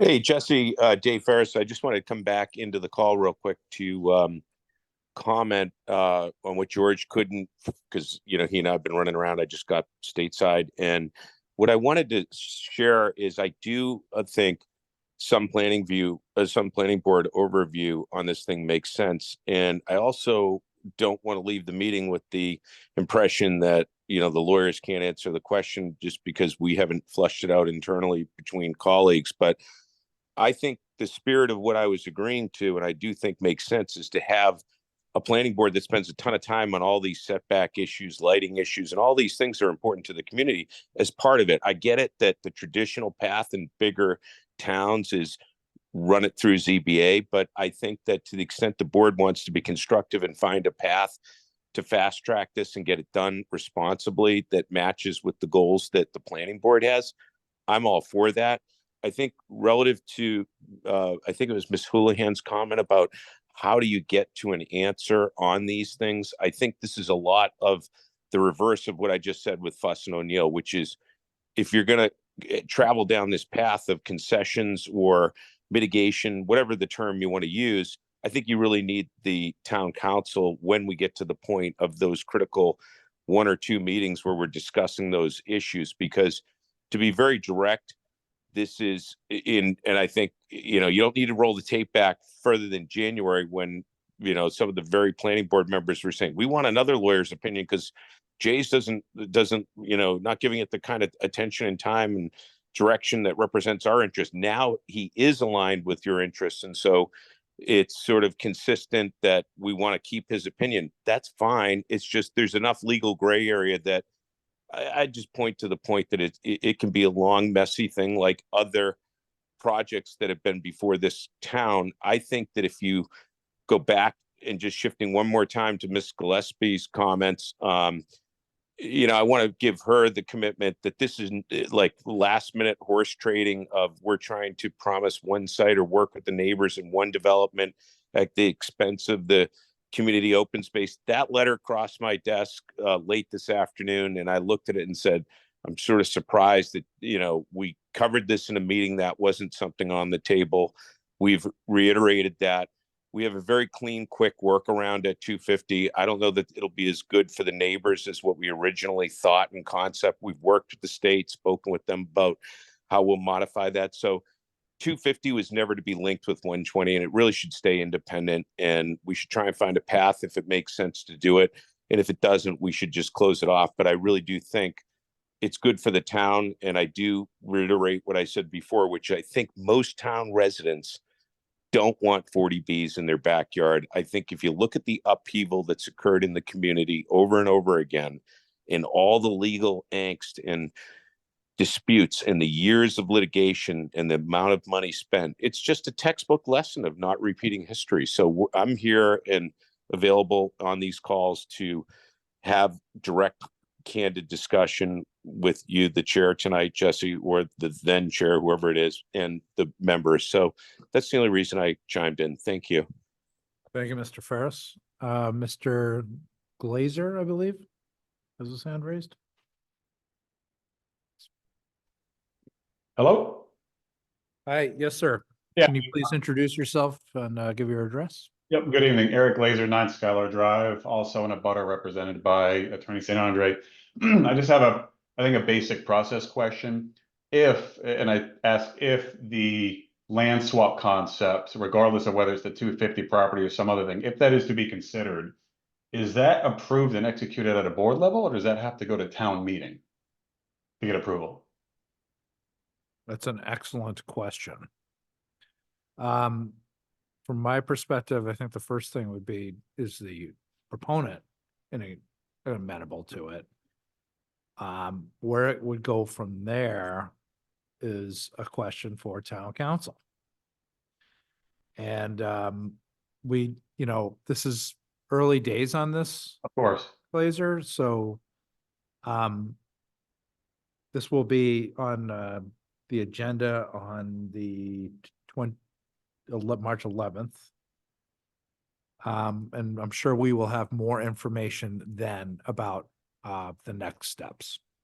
I mean, just stating the obvious, part of the reason why I ask is just the substantial value of that land and getting some meaningful quick value for it if the land swap is to be considered versus just a piece of land somewhere that they could pick up for whatever, and it ultimately would have very little impact to either abutters or the broader community. So thank you for listening.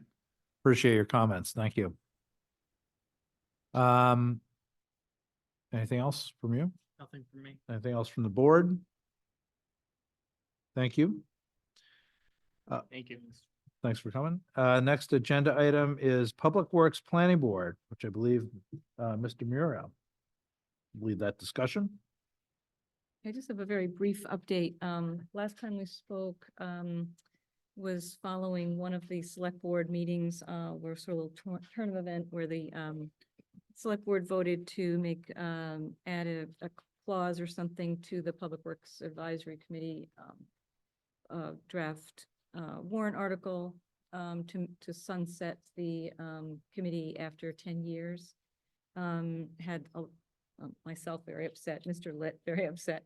And so the update from that is, I believe at the February 14th meeting, it was reconsidered, and that warrant article is has their okay without that specific clause. So no sunset. It's not to say there are not going to be people who may want that, because evidently there was some, I guess, public participation where there was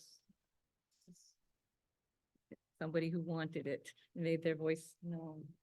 So I think that's my only update. And Tim, do you have anything additional?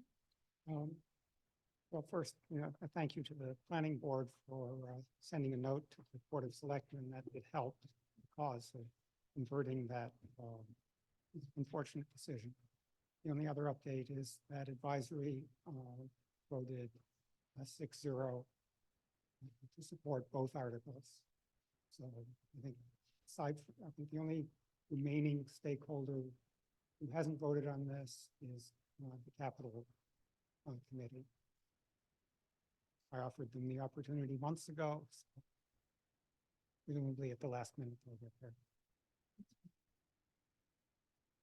Thank you very much for your good work and the great news on that adjustment. Thank you. Next item, oh, sorry, anything from any other board members on this? Next item on the agenda, Northborough Road, Chapter 61 parcels, town's right of first refusal. That's a discussion. Karina. So first of all, the select board has this on their agenda for tomorrow's meeting with them. The planning board had submitted a list of 5 questions to town council to review the status of the notice of first refusal. The what's it called? The right of first refusal, I'm sorry, I'm running out. Those questions were, has town council deemed this to be a bona fide offer? Do the conditions on the offer disqualify it from being a bona fide offer? What is the purchase price of the town must match? Can the town exercise its right of first refusal and pay via a 3-year payment option? And do the parcels need to be acquired together, or could one or the other be considered independently? Long story short, I believe that upon review, it may be considered not a bona fide offer, which the town council had some discussions on, but that'll be further investigated tomorrow. Can we just back up on that for a second? Sure. Because in the packet, there appeared to be like a purchase and sale contract.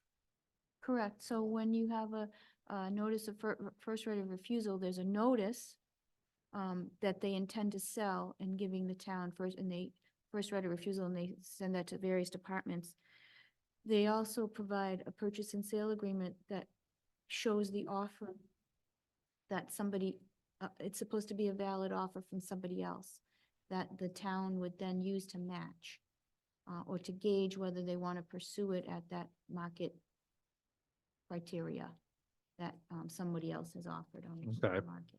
So when town council deems this not to be a bona fide offer, are they basically, what does that So mean? that means that the P&S had certain conditions and not a clear defined value of the property. And they were like staggered pricing based on what would be retained as farmland. I can't say specifically, I'm kind of talking around the outside of this. Jesse, if I may, just add something. So it also stops the clock on the 30 days that the town has for the right of first refusal. Well- But you mean town council asserting that it's not a bona fide offer stops the clock?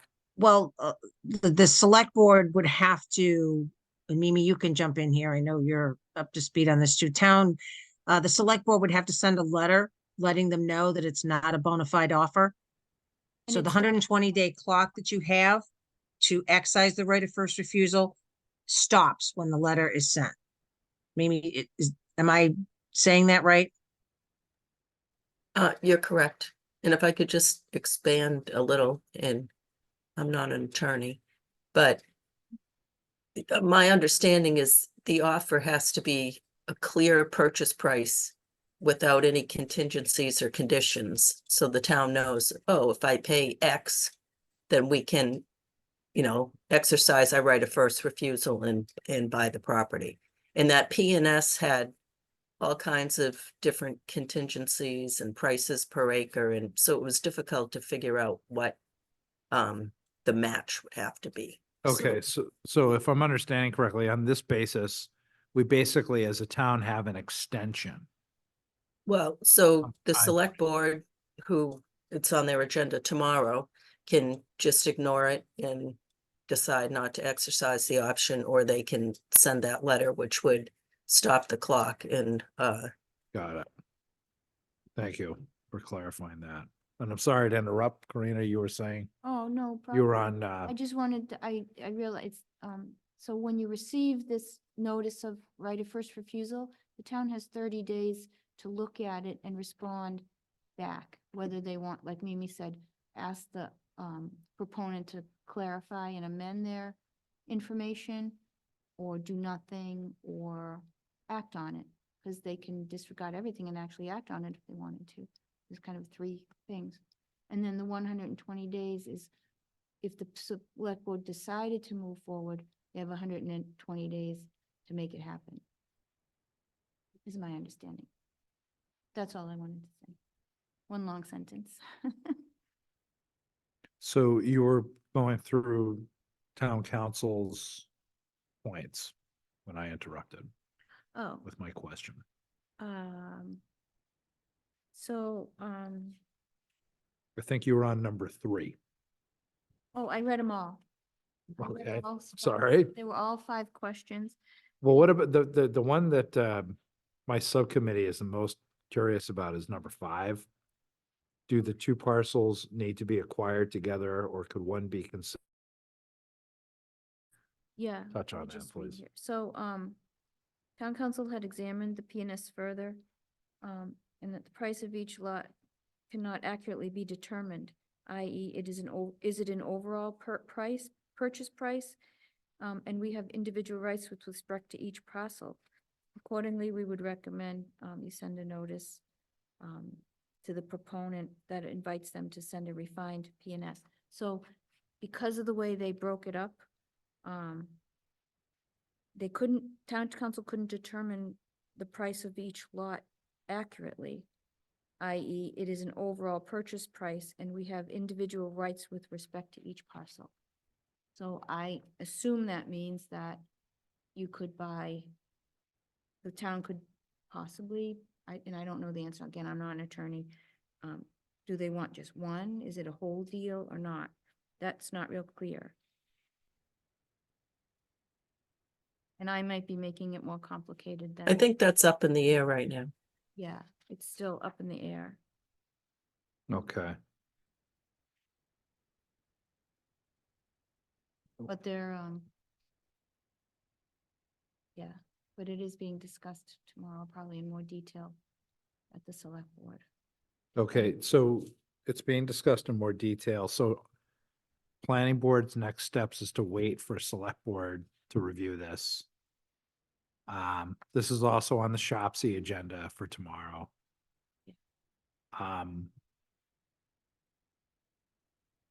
Anybody else on the board have any questions, comments?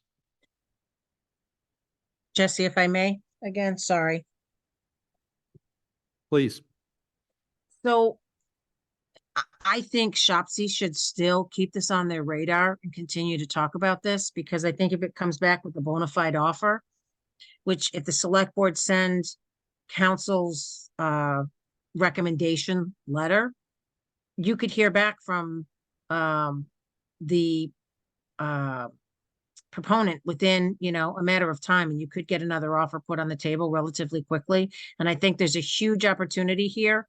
And I think Shopsy should definitely be involved in this. And this actually, in a sense, isn't a bad thing. It gives us a little bit more time to be a little bit more proactive, knowing that this is coming down the road.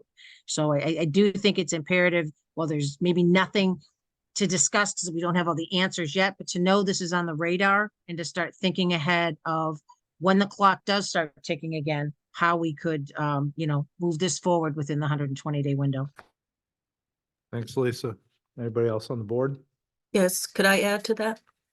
Sure. I think it would be helpful for the planning board to write a quick note to the select board, encouraging them to send that letter requesting a bona fide offer and not just ignore it. We have, they've had decades of tax relief and we've gotten that land that's not developed, and the other benefit to the town is the right of first refusal. And I don't think that it's within the best interest of the residents of the town for the select board to just ignore that and do nothing about it. I think there may be some opportunities here. Ms. Willian?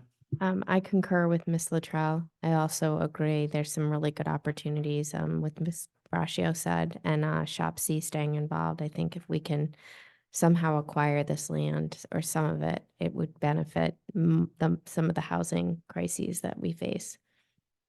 Mr. Maria? Yeah, I also agree. I was wondering if Shopsy has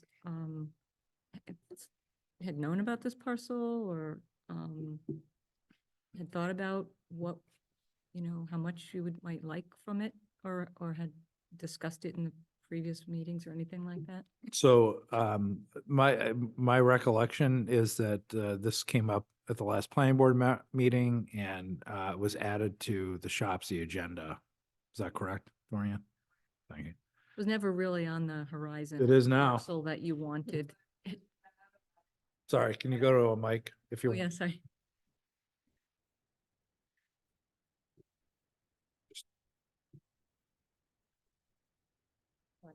Either. Yep.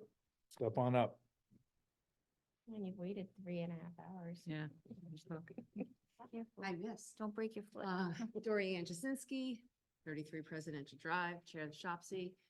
We put this on our agenda to discuss it, to look at what opportunities we would have for housing. Obviously, we would want it for affordable housing. My understanding is there's 2 parcels. I would like as much of it as we could to get as many homes as we can to help as many people as we can. But we will be discussing that tomorrow night. So we'll come up with some ideas.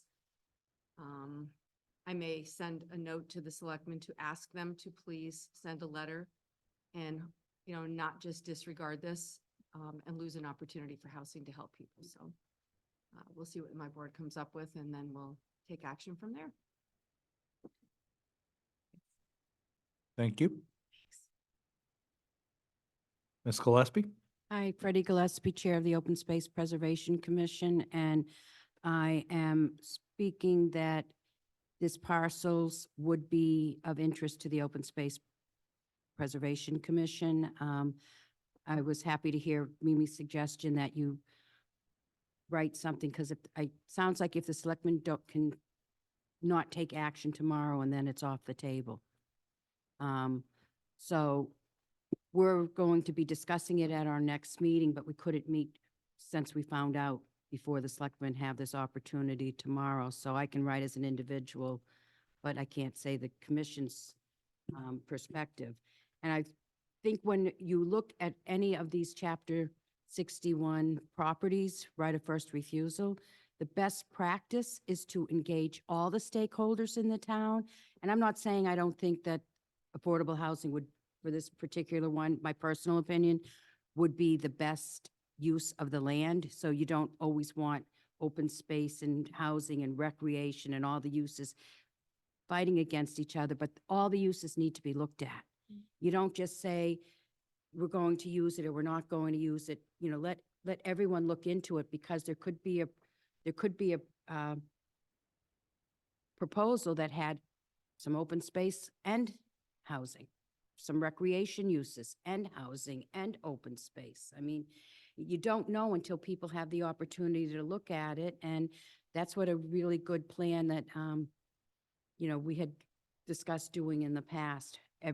Day one, when you get the notice, everyone gets notified and starts working together and having all the stakeholders involved. So I'd really appreciate it if the planning board does send that letter, because at least you're meeting tonight and you can, to the select board, asking them. And you could even say that you had some support for that from the comments as well. So thank you. Thank you. So next steps on this, Marina, will you be sending the letter to the select board? Thank you very much.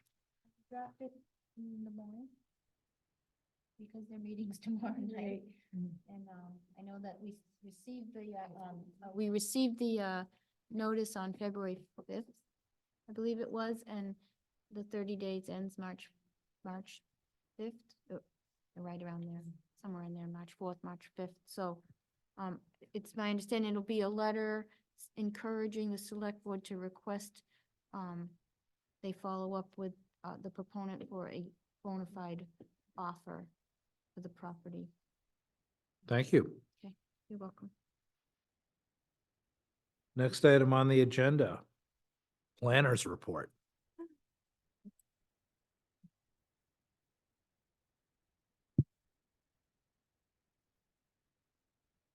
All right, I'll try and make it really short. Get everything in. All right, planners report. We have, the Neary Building Committee is hosting 2 open public forums, Thursday, February 29th and Monday, March 11th. There was a flyer that was posted. You can probably find it on the town website. Come and share your comments and questions at Charter Middle School Auditorium. Again, February 29th and March 11th. I think I did tell you, I reached out to Bill Cundiff, DPW Director, to let him know that there was that Article 27, last year at town meeting that, authorized $30,000 for the use of tree inventory, tree types of things. There's a CPTC annual conference on 2024, if any planning board members want to attend that. It's Saturday, March 16th at Holy Cross College, and they usually offer a whole bunch of neat workshops there, talking about zoning, probably MBTA. I don't know. There's also a virtual session of Boston Business Journal that Marnie passed around to us, the impact of hybrid work and remaining CRE. So that was sent to everybody, just so you know.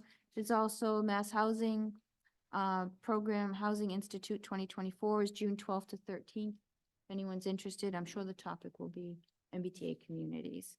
Again, we have budget for planning board members to attend things like this if you have the bandwidth, but I understand. There's also an MMA legislative breakfast on March 1st, where there will be legislative updates on things. Let's see if I covered everything.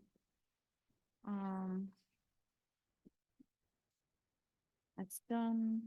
I'll still need at some point someone to work with, a planning board member to work on the interviews once the on-call consulting services RFP goes out. It's still pending some information back from Mark Purple about the approach. I think Mimi had said she should cover that if anybody else didn't have the bandwidth. And again, it would just be like shortlisting and then the interviews at the shortlist, if we take that route. The other route is to not advertise it in the central register, which is, you can do this as well, and you just pick 5 consultants that you want to entertain, come in, and it whittles it right down. And I think with Bill Cundiff is the DPW director, and me and Melissa and Lara, we have a good handle on some consultants that may be viable, but we're waiting for Mark Purple to, he signs those contracts, so we wait for his opinion if he wants it in the central register or not. And that's an RFP specific to the Fuss and O'Neill work that we do, right? So it's Yeah. about entertaining others. So I'd be willing to offer. I just think my bandwidth and capacity sometime would be troublesome for me to participate, but as long as there's someone to back up, I'm willing to be part of that. And I will say, I do think Mr. Ferris has some valid points around having participation at our meetings. I think it's much like we'd like town council there, we'd like Fuss and O'Neill or a consultant. So I think it should probably be part of our process.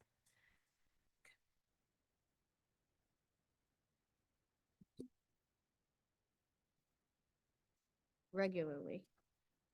I think less regularly, but I think if the point made is if it's going to delay multiple weeks because it's the back and forth and it's not as major, but it's the minor details that are delaying approval of something. I think, I don't know what that looks like. At least once a month or something like that, Yeah, and or the end of the application. I understand Mr. Ferris's input on that. However, when you're at a meeting and someone says, well, you don't have the foundation drain on the as-built because you didn't put it on there, or, you didn't do the as-bills 2 or 3 times for the prior permits and it got kicked down to now.